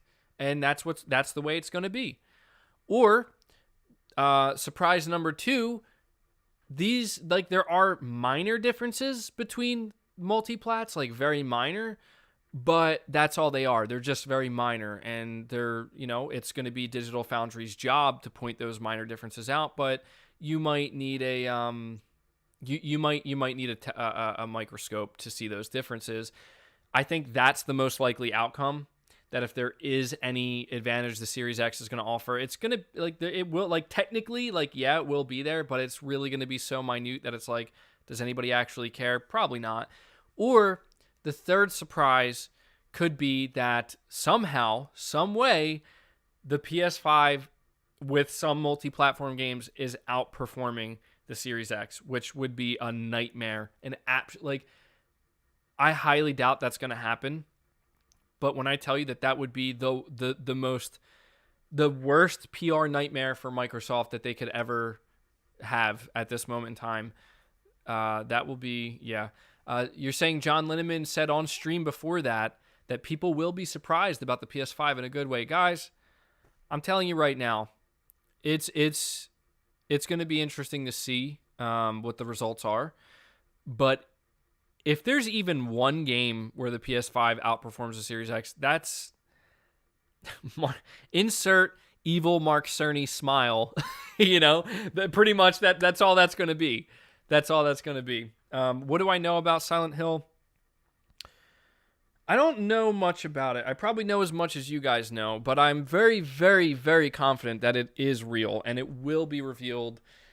I mean, I don't know how confident I am that it'll be revealed before the end of the year, but I think it's an ace up Sony's sleeve that they've been saving. I really do. So, another topic I do want to talk about. Now, I did talk about this pretty extensively in videos, but I feel as though it is worth bringing up here again one more time. And if you guys could do me a favor, once again, hit that like button. You're absolutely crushing it. We are almost at 900 likes, and we're not done the podcast yet. So thank you guys so much for that. Hit that like button. Let's get to 900 likes. Let's see if we can get to 950.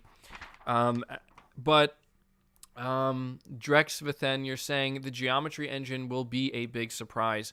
People keep forgetting what it does. Yeah, dude, look, I'm not going to sit here and make it sound like that even now, being months and months removed from Mark Cerny's deep dive talk, I'm not going to sit here and try to make it sound to you that I fully comprehend everything he said, and every little detail. No, I don't. But the more I hear about it, the more research I've done on it, the more I've had people try to explain to me what exactly is being said here.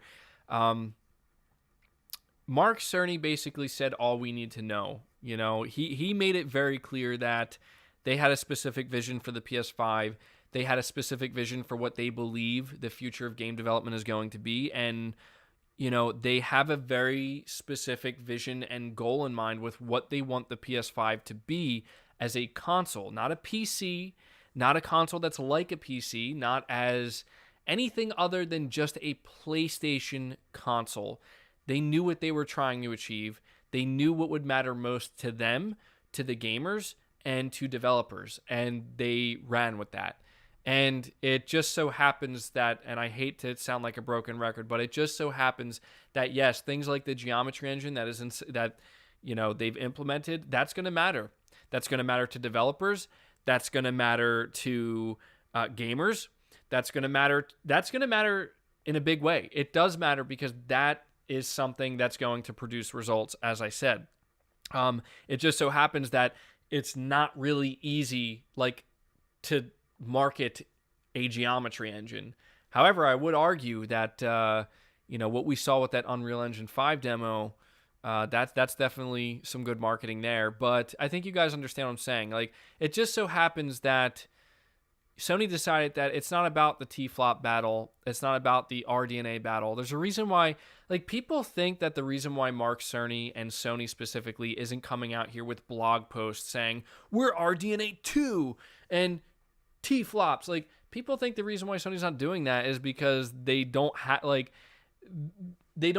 those things that it's not going to compete, so they're being quiet and hush hush about it. Like, no, it's because the things they're actually talking about are what matter, like a hell of a lot more at the end of the day to what matters most to us and developers. That is game development, ease of game development, and the evolution of game development, as well as what we're going to see in the games ultimately in these gameplay trailers and when we get them in our hands and play them for ourselves.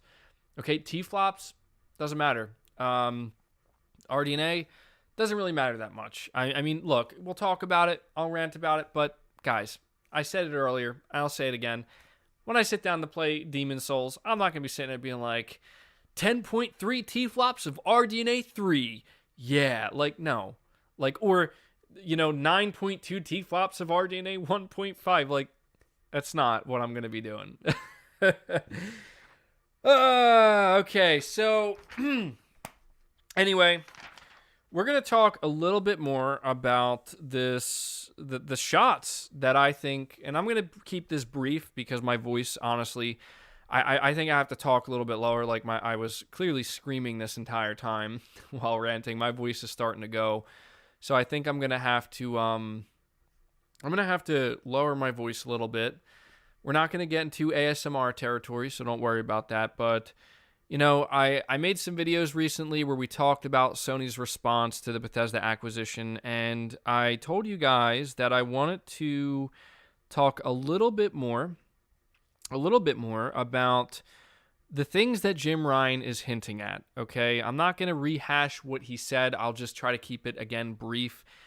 Basically, to kind of give you the gist of it, Jim Ryan is out here saying that they don't need to go on spending sprees to respond to Microsoft's Bethesda acquisition. That's not what they're trying to do. He also made it clear that that doesn't mean they're not going to consider further acquisitions, because they might, but he also decided to let us know what he thought was most important, or what Sony thinks is most important, which is organic growth. And look, people think that, like, oh, well, if that's true, how come Sony isn't talking about their second team at Guerrilla Games? How come Sony isn't talking about Sony Santa Monica's second team, or even Naughty Dog's potential second team? How come they're not talking about that new San Diego AAA studio that's being built from the ground up? It's because they're going to reveal these things when they have a game to reveal alongside it. This is where people don't realize Sony is learning from Microsoft's mistakes. Whereas Microsoft makes the mistake of, let's announce all these new studios, even though we're not going to have any games to show from them for a couple of years, maybe even more than 3 years. You know what I mean? Like, this is where Sony's like, we're not going to take that route, because that's a mistake. That's a mistake. I mean, don't get me wrong. Microsoft needed to announce those studio acquisitions because they needed that. But look, Sony is going to reveal Guerrilla Games' second team when they're ready to show the game with it. They're going to reveal Uncharted 5, and the announcement that it's being developed by, and I'm assuming they're going to name this studio. Right now it's like the Visual Arts team or whatever under San Diego. They're going to, when they announce Uncharted 5, they're going to announce a new studio is working on it. It's a new AAA studio, and it'll most likely have a new name. And yes, if you think, I'm going to make a video on this as well at some point. If you think that they're not making Uncharted 5, they are. I know some people don't like that because there's a lot of people who feel like, damn, like, I want it to be a new IP. I want it to, let's give Uncharted a rest. Uncharted is too valuable, too big of an IP for Sony to just rest. So Uncharted 5 will be a thing on the PS5. It's not going to be made by Naughty Dog. It's going to be made by a lot of people who worked at Naughty Dog. There's been some pretty big dead giveaways recently. Demon05, you're saying Halo Infinite is in development hell. Yes, it is. Yes, it is. We'll see how it all pans out for Halo Infinite, but it is definitely in development hell. Yeah, San Diego studio. They make the MLB The Show games. They have a second studio that's being built from the ground up. This is a AAA studio. They're continuing a well-known franchise that is a cinematic action-adventure game, and it's Uncharted 5. They're going to be the new team that's making Uncharted, and I don't know whether or not, like, I don't think Nathan Drake's he's not gonna be the main character. He'll probably be in the game. It could be something totally new in the Uncharted universe, but I suspect it will probably, play as his daughter, and that's what the game will be. But they're hiring, a lot of ex Naughty Dog developers. I think even some ex, as you said, they're spearheading ex Rockstar developers. So there's a lot going on behind the scenes, and Sony's just not they're not really talking about it in a big way because it's not needed right now. Like, why would they need to announce a new IP from Sony San Diego and their second team when they're probably, they're probably still in the early phases of it. Like, I want to say it's probably in full production. It might be in pre-production, but we're pretty far removed from God of War 2018, and I would assume that Sony San Diego's second team probably was being built towards the end of God of War's production. Maybe when it's like, Cory Barlog is a genius and he saved, him and his team. He saved God of War, and it's like one of the best games ever, and we're going to give him, the opportunity to make a new IP, and we're going to give him a second team. We're going to hire people. I mean, it may still be in pre-production because I don't know if you guys noticed, San Diego studio, they're hiring a lot. You see a lot of these studios, they're hiring a lot because they're growing. They're building second AAA teams. So there's just no need for Sony to reveal Guerrilla Games' second game and their second team while they're also revealing Horizon Forbidden West. There's no need for them to reveal Sony Santa Monica's second new IP game, probably space-themed, when they're announcing the next God of War. That's the stuff that's going to come later, and it's going to shock people. They're going to be like, how the hell is Sony Santa Monica able to put out a brand new space-themed IP in, say, 2023 or 2024 when we just got God of War 2 or 5 in 2021? And it's going to be because they have a second team that's been working on it. Look at Microsoft is doing this too. Look at Playground Games. Playground Games has a team that's working on Forza Horizon and a second team that's working on Fable. King Fathom 3, thank you so much for becoming a member. I think that's 3 new members we have today, which is awesome. Thank you guys so much. I appreciate you choosing to go above and beyond and support me directly. It really means a lot to me here, and really goes a long way. It helps out way more than you know. So look forward to your exclusive perks. I do appreciate that. So, I think this is just something that's worth mentioning briefly here, because I think what some people don't fully understand, they're like, what is organic growth? Like when Jim Ryan says we've continued to grow organically, he's talking about the fact that they're not going out there and thinking, we're going to buy this team and then fold them in. Instead what they're doing is they're going around, they're looking for talent, and they're basically saying we need to have 2 separate AAA teams, and the people who lead these teams at the top. For example, Cory Barlog. Now, this is an assumption, but I'm pretty sure I'm not too far off in this one. Cory Barlog, he's not going to be the director on God of War Ragnarok. I don't know why I called it God of War 5, by the way, when we have the proper name for it, but he's not going to be the director on God of War Ragnarok. And people are going to freak out when they find out, but it's kind of obvious he's not. However, he's going to be probably overseeing the project and lending a helping hand and just kind of, sitting back and watching it as it unfolds while he's directing a new IP. That's most likely what's happening right now. And so, this idea is I'm assuming what Sony's trying to go for is they want their big top tier, lead developers, the people like Cory Barlog, the people like, whether you despise him or not, like Neil Druckmann and, even, I don't know who the head of Guerrilla Games is now. I forget his name, but, similar to the position that Herman Hulst was in, they want to have them oversee both studios, put the majority of their main focus and their talent into one team and one game, but also oversee the other one, as guidance and, keeping things moving.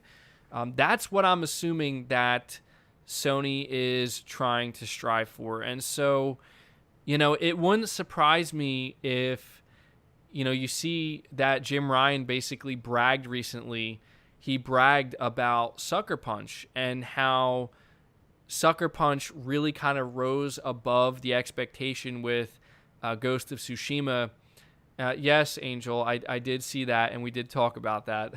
But how he kind of rose above the, not he. Sorry, I'm losing track here. Focus. My coffee's really wearing off, in case you can't tell. Ghost of Tsushima ended up reviewing well, but also he said it was a bigger commercial success than they were anticipating. And he said that that's due to their organic growth. Guys, I think some people are forgetting, Ghost of Tsushima is a brand new AAA IP with new characters, a new world, everything brand new. Okay? It's a huge risk. And it blew people away. And this is where Sony understands now how important. I mean, they've always understood this, but now more than ever, they're tripling down on new IP. They're going to give you the sequels to the games you want sequels for, but this is why they're building second teams for new IP. So at some point, after we get Ghost of Tsushima 2, or around the time, don't be surprised. Because of how successful Ghost of Tsushima was, do not be surprised if they have the green light for massive budget Ghost of Tsushima 2. But on top of that, don't be surprised if they get the green light to go on a spending spree to hire a lot more talent to start building a second team. Because Sucker Punch, I told you guys this. I said, to me, Sucker Punch always came off as like the type of studio, because let's be honest here, not every single studio underneath Sony is the biggest and the best. Like we can rank their studios, but I always kind of looked at there's Naughty Dog, and Naughty Dog proved it with The Last of Us, as well as Uncharted games previously with Uncharted 2 and 3, but especially with The Last of Us, top tier studio, cream of the crop. Guerrilla Games did it with Horizon. Again, Guerrilla Games was always good. People always loved Killzone, but Guerrilla Games really rose to the top. They took it to the next level with Horizon Zero Dawn. So now they're top tier, cream of the crop. Sony Santa Monica was always a good studio as well, but there's no doubt what they did with God of War 2018 took them to another level. Top tier, cream of the crop. Okay? Now we see Sucker Punch. Okay, and I told you guys, Sucker Punch was always looked at as a really big studio, a really good studio. People love them. And I know that there's some people who always looked at them as top tier, but I really think, I told you guys, I had a feeling that Ghost of Tsushima was going to be the game that does it. Ghost of Tsushima is going to be the game that takes Sucker Punch to that next level. And if you hear the way Jim Ryan talks about Ghost of Tsushima's success, he compared them to Naughty Dog. He said, I could talk about Naughty Dog, but let's talk about Sucker Punch, because he's letting you know, yeah, they just made it to that next level. Now, why didn't they talk about Days Gone? Unfortunately, I don't think Sony Bend has taken it to that next level yet, but I think they're next in line. I really do. I think Sony Bend is the next one in line where, I loved Days Gone, and I know Days Gone sold better than people think. It was one of the top-selling PS4 games, but it wasn't a huge critical hit. We talked all about that on the channel. I think that game got kind of shafted a little bit, but it did sell well. But from Sony's perspective, they are certainly going to give Sony Bend a bigger budget, but not as big as Ghost of Tsushima, right? Or Sucker Punch with what they're going to do next. Not as big as the next new IP from Sony Santa Monica or as Naughty Dog, but they're going to get a bigger budget. And I think that Sony Bend is the next studio.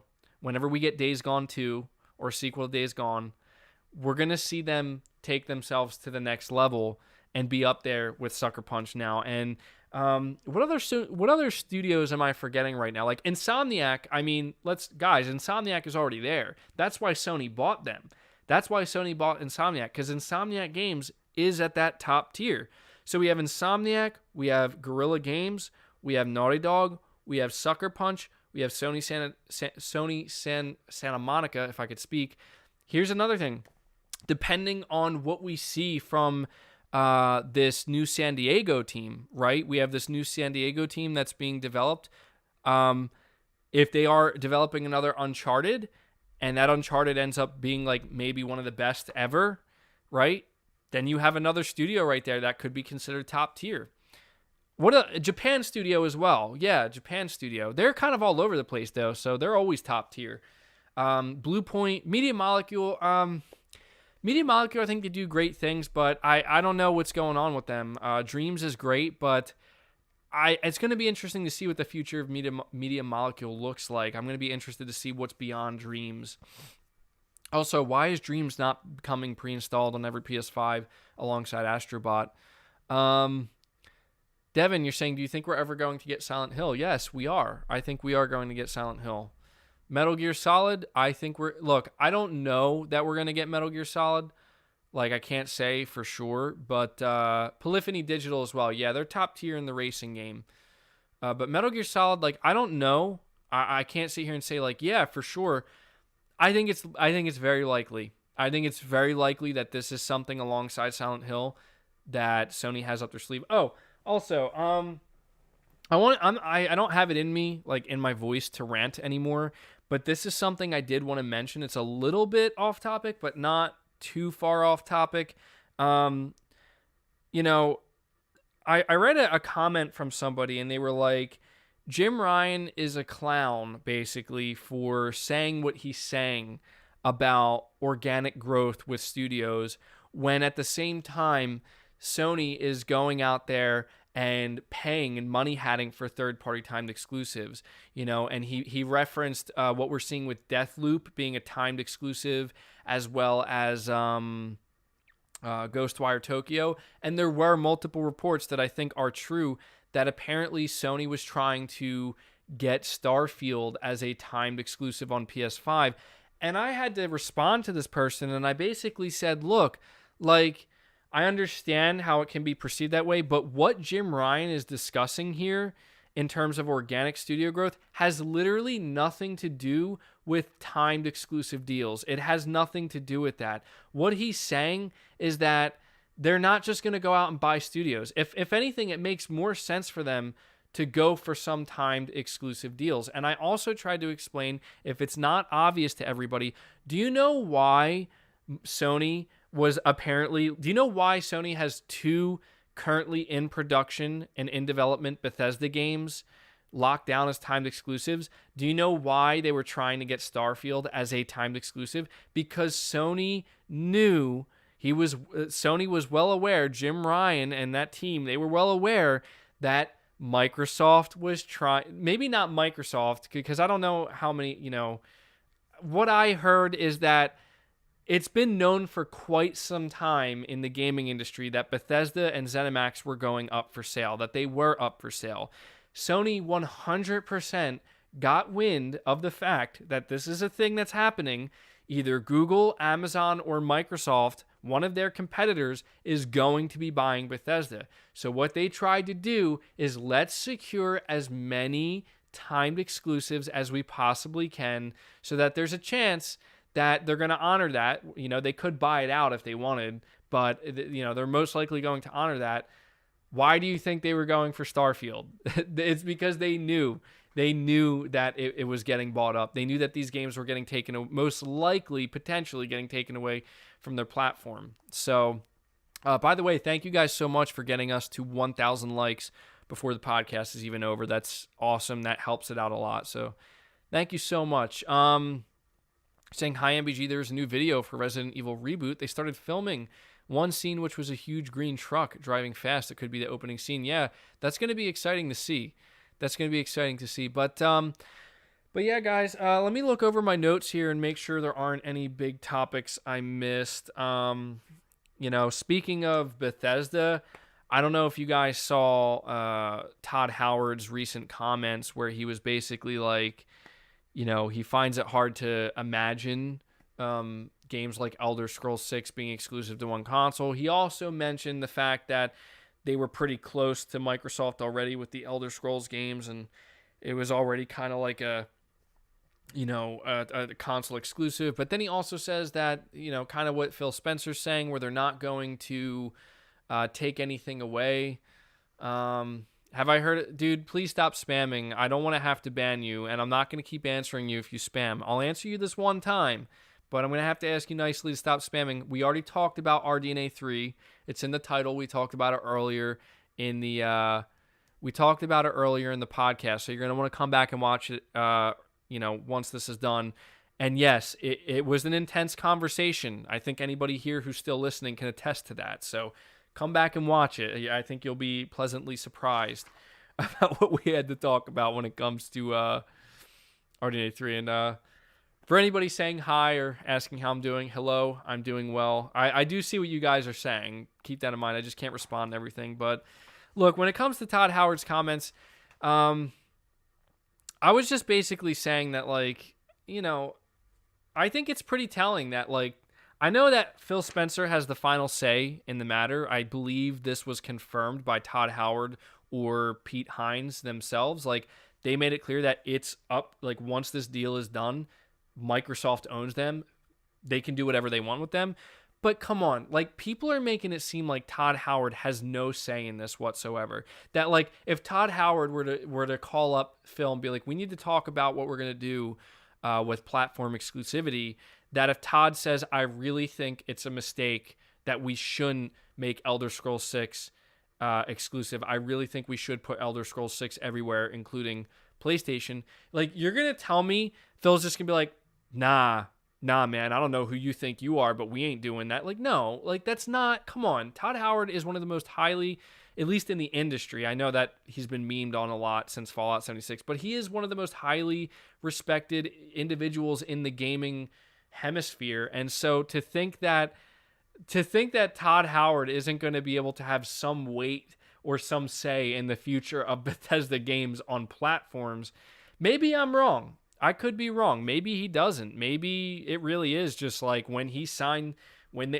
Bethesda signed over their studios, maybe that was in the contract. You are giving up, you have no more say, but I just find that hard to believe. I could be wrong. I know you guys are saying he doesn't, LOL. Yeah, maybe he doesn't. That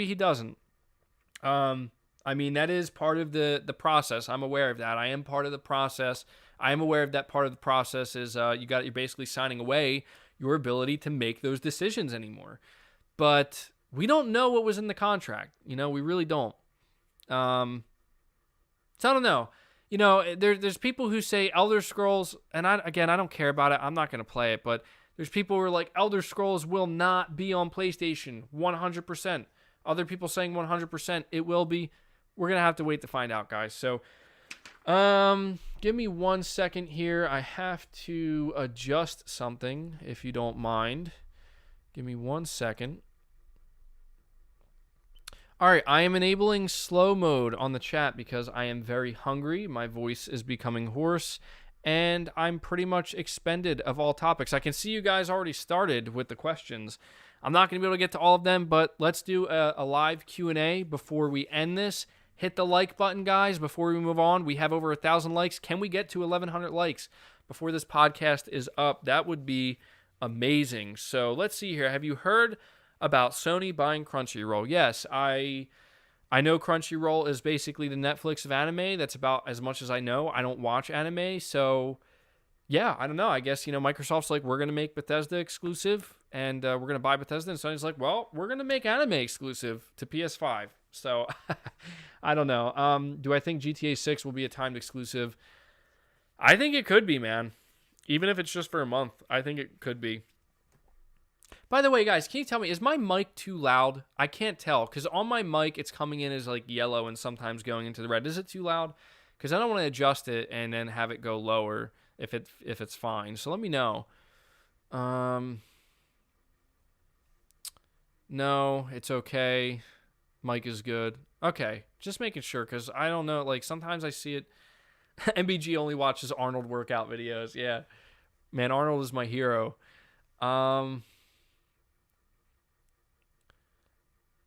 saying the PlayStation website should refund you because it's not an official website and I bought 2 plates. You'll probably get refunded, I'm assuming. Tidix posted that the PS5 will have 712 gigabytes of free space. Thoughts? I think that's fine. I mean, you're gonna... I don't know. I've never run into a storage issue Maybe this time around I will, but I'll probably at some point get an SSD upgrade for sure. What are my thoughts on CD Projekt Red delaying Cyberpunk 2077 to December 10th? Like, I'm going to be real right now, okay? I'm excited as hell for Cyberpunk. I'm happy as hell that it got delayed because, dude, when that game like the original release date that they had, or at least the one that was coming up, I was like, the game's gonna have to take a back seat. I got way too many other games to play, period. Like, and I'm glad, dude. How anybody could cry over a game delay like by like 21 days? Like, just stop. Like, I get it. It's entering ridiculous territory. Like, it's delayed again. We promise it won't be delayed. It's delayed again. We promise it won't be delayed. But come on, like, just wait. Just wait till it's out. Like, let them do what they need to do. Like, why would you want them to release the game when it's not ready? That's my question to all the people who cry. Why would you want that? Okay? Like, just let them make the game. I will admit, maybe it would be ideal. The only mistake I think they make is giving a damn release date in the first place. Okay? Don't give a date. Only give a date when the game is ready. Okay? Do that. The game is gold, so... Hi, MBG, I don't care about frame rate. I only care about Metal Gear Solid to show up. That's all. Metal Gear Solid equals PS5. The game deserves justice more than any game. Is that right, MBG? I agree. I think we need a proper PlayStation 5 MGS 1, 2, 3, or 4 remake. Why not all 4? But we do. Yo, MBG, do you think we will get Marvel Spider-Man 2 on the PS5 in the next 2 to 3 years? Yes, I do. Spider-Man 2 is in full development right now. Full development. And it'll come sooner than you think. Microsoft will let Game Pass work on the web. You don't even need an Xbox. Did I try my DualSense yet? Yeah, I mean, I've been holding it occasionally, and just, it's right in front of me, so I can't. We need a Matrix game, dude. I agree. I'm hyped for the Matrix. Did you guys see Keanu Reeves? Head shaved for the beard gone, head shaved for apparently the filming of the Matrix, which has some serious implications for the plot line. So super hyped for the Matrix. But I did try the DualSense, as in like holding it, yeah. But yeah, guys, make sure you ask some questions because I'm not seeing many questions. If you have any questions, ask them because that's usually what we do at the end of our podcast. And I try to always do a little bit of a Q&A. MBG, when do you think we'll get a trailer for God of War Ragnarok? I think, honestly, it'll probably come sometime in 2021, early 2021 maybe. Maybe at the Game Awards. But I think when we do see it, it's going to melt people's minds. I have the Matrix Path of Neo, PlayStation 2, MVG. I'm still playing it. Yeah, that was a good game. I did play that. Will you play The Witcher 3 on PS5 in 2021? Maybe. It depends. It depends on what my gaming is looking like at that time. Well, the DualSense works on PS3. Okay. Game Awards is around the corner. Any wild expectations? Yeah, Metal Gear Solid announced at the VGAs. Silent Hill, I do think will be at the... Silent Hill will be at the Game Awards. I want Metal Gear to be there, but I think it's more likely if we're going to get anything. I could either see Silent Hill being there or the first God of War trailer. TGK, thank you for all the super chats, by the way, guys. You really showed up big today. Thank you so much for that. If you read the full interview with Todd Howard, it says that Bethesda still operates largely how they did with most of their independence. So a lot of that choice is still them, but now Microsoft has some say. Yeah, that's the thing, TGK. Like, I think people were really missing that. Like, they assumed that, like, there wasn't a specific contract. I guarantee you part of that contract that was written up for them to agree to be bought by Microsoft, considering they probably could have allowed themselves to be bought by Google or Amazon, is they want autonomy to the point where they want to be able to decide. They want some say on publishing. I'm telling you, that's part of it. I would be shocked if it wasn't. And maybe Microsoft was just like, you know what? If that's what it takes to get them, then we're going to do it, Maybe not. It depends. But it wouldn't surprise me. They did say that in the interview. So, MBG, what game would you personally not mind seeing a remake or revival of? Metal Gear, that's the first one I have to go to. Do you think Spider-Man Miles Morales will outsell Halo Infinite? I think it could. Yeah, dude, Halo Infinite's all about Game Pass subscribers. So, yeah, I think sales-wise it's going to outsell everything Xbox.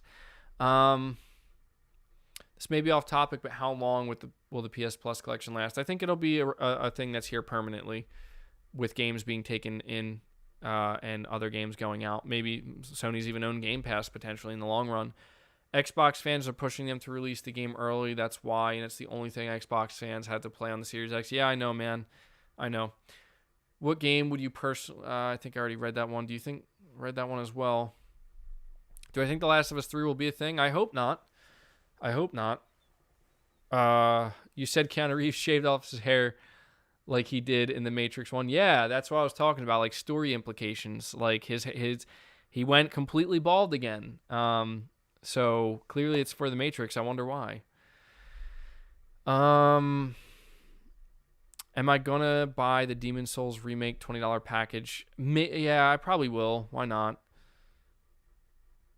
Do I have any insight onto how matchmaking will work on the PS5 on Demon's Souls? All I know is that it's going to go up to 6 players. I know that. And I know there will be invasions and co-op. So when are journalists and influencers going to post review videos of the PS5? Probably this upcoming week, I would assume.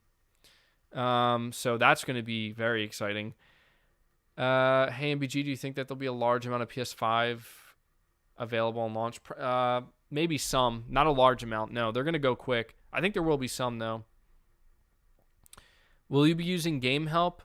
I probably will. It'll be interesting to see if Game Help really does become a big thing or not. It's hard to say. I will use it, though, when I feel as though I need it, if it's there. Definitely try it out. Do I think PSVR is worth a purchase for PS5? I mean, I don't know. If you really want it, yeah. But I think at this point, like, I would recommend just waiting, honestly. Like, I'm going to wait till the next iteration of PSVR, which apparently isn't going to happen until sometime in 2022. Death Stranding 2, I don't think that'll happen. I would love to feel what the DualSense would be like with Death Stranding, though. Man, that would be interesting. That would be very interesting, actually. The real reason why Cyberpunk is being delayed is because they are optimizing the game for a lot of platforms, and they should just make it a next-gen game. Yeah, they should. I mean, they're not going to, but I agree. Make it next-gen only. Because I think they said it runs fine on next-gen. I'm losing track here. Sorry, guys. Saying I hope with this new iteration of the Matrix movies, they will be in the Matrix a lot more. That's where all the fun and action is. Yeah, it'll be interesting. Am I going to play Godfall with subs? I don't know. Probably not, honestly. It's nothing against my subscribers, obviously. I just, I don't know.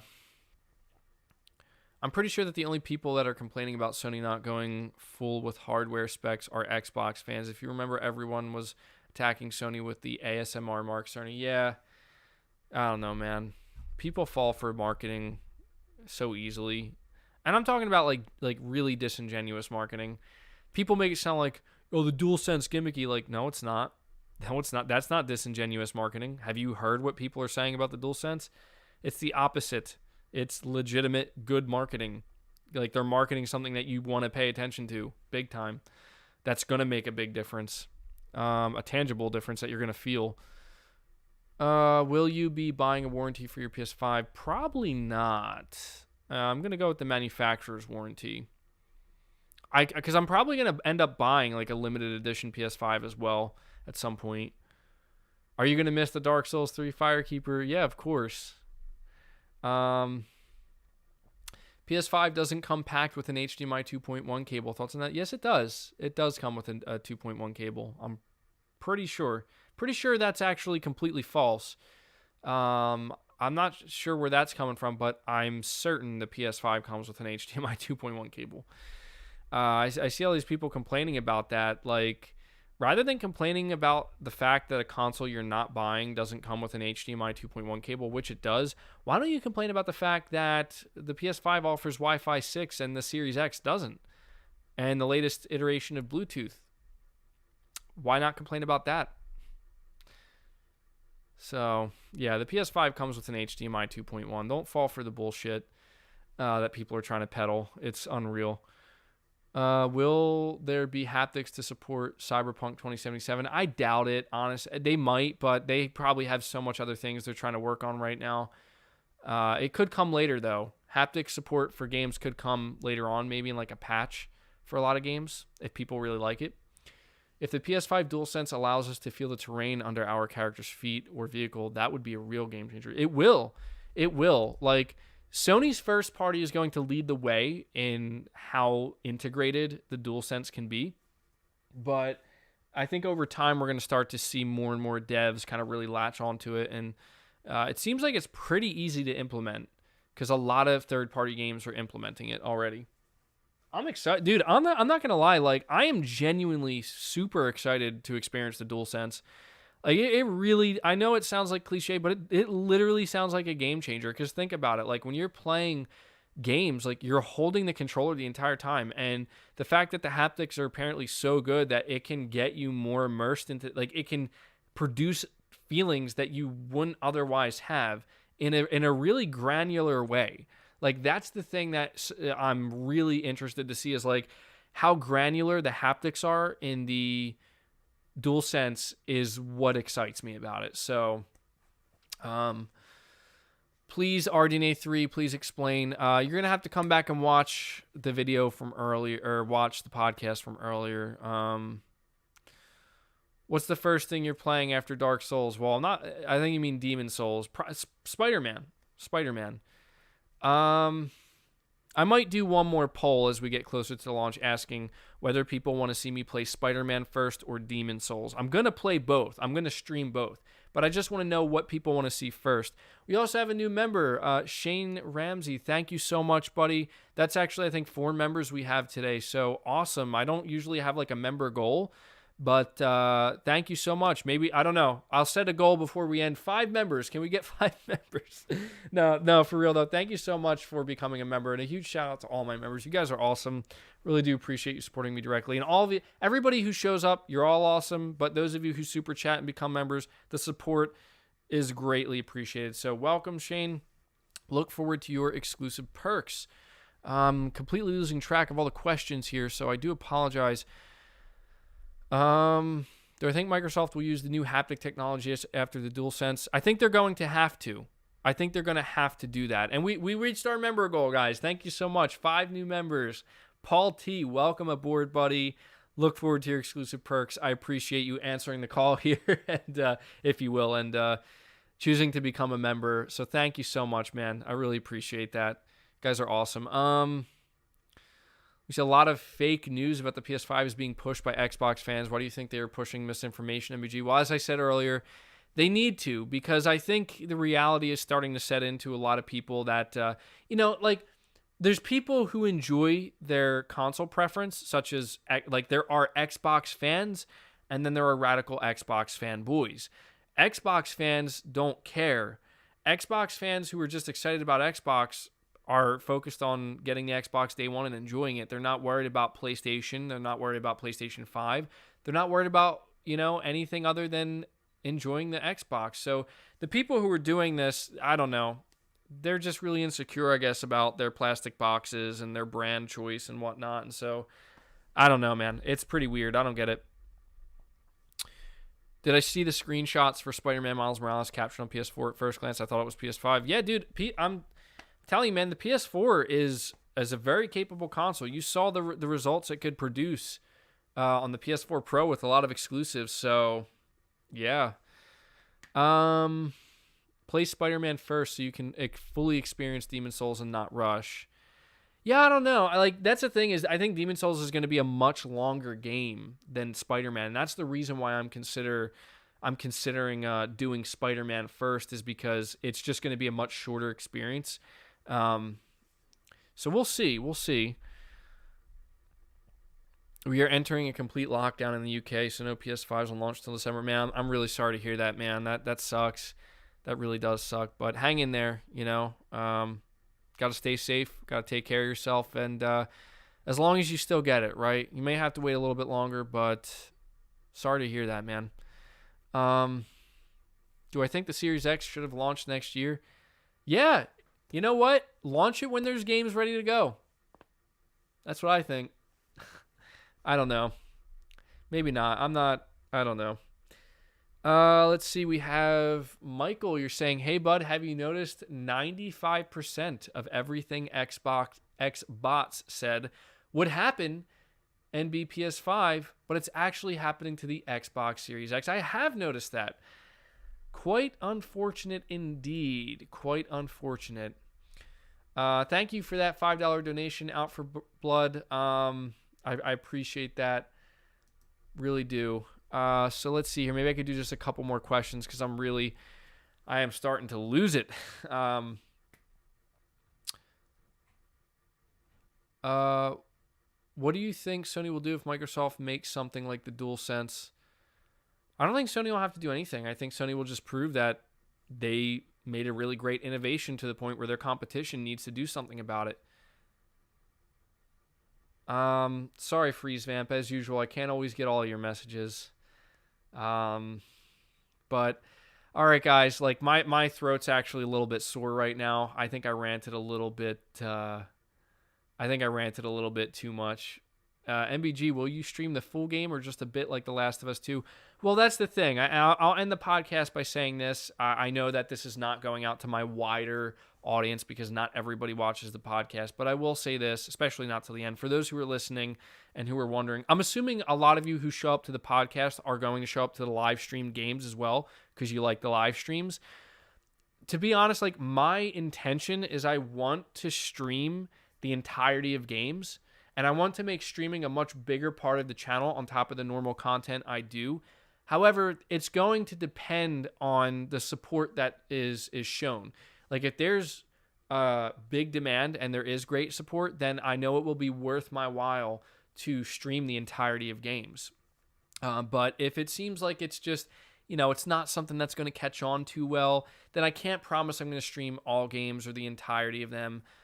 So that's my hope, like my hype for the games is obviously through the roof. So I'm going to stream some of them no matter what, but I want to be able to, stream all of them and have like an audience that shows up. Because streaming, I don't want to say it's stressful because it's not that it's stressful, but there's another layer to it where I do want to manage the chat and I do want to interact with you guys while playing, but I do want to get the full experience from the game as well. And so I feel like if there's good support, if there's a lot of support that's shown, then we will definitely do streaming much more often. And so with that being said, guys, I have to end episode 38 of Press X Podcast. You guys really showed up in force today, and I'm glad because as you can tell, I had a lot to say today. I had a lot to rant about, and I'm very excited for the content that's going to be coming up over the next 12 days, and I'm even more excited for the content that's going to be coming up after November 12th. So November seems like it's going to be a big month here on the channel. I think going forward, it's going to be like I think the channel's just going to be on fire pretty much from the day the PS5 launches because it's just going to be nonstop. So I really appreciate all the support you guys have been showing. It really means a lot to me. Thank you to all my members. Huge shout out to you, all of my new members. Thank you to all of you who have donated super chats. Really means a lot to me. Thank you to anybody who has just taken time out of their day to show up and hang out with me here. And it really means a lot. So my last request before you guys, you absolutely crushed it with the likes. We are almost at 1,150 likes. Hit that like button, guys. Let's see if we can get up to 1,200. And anybody who's watching after the fact, make sure you leave a like. Really helps the podcast out a lot. So that's going to do it, guys. As I usually say, until next time, take care.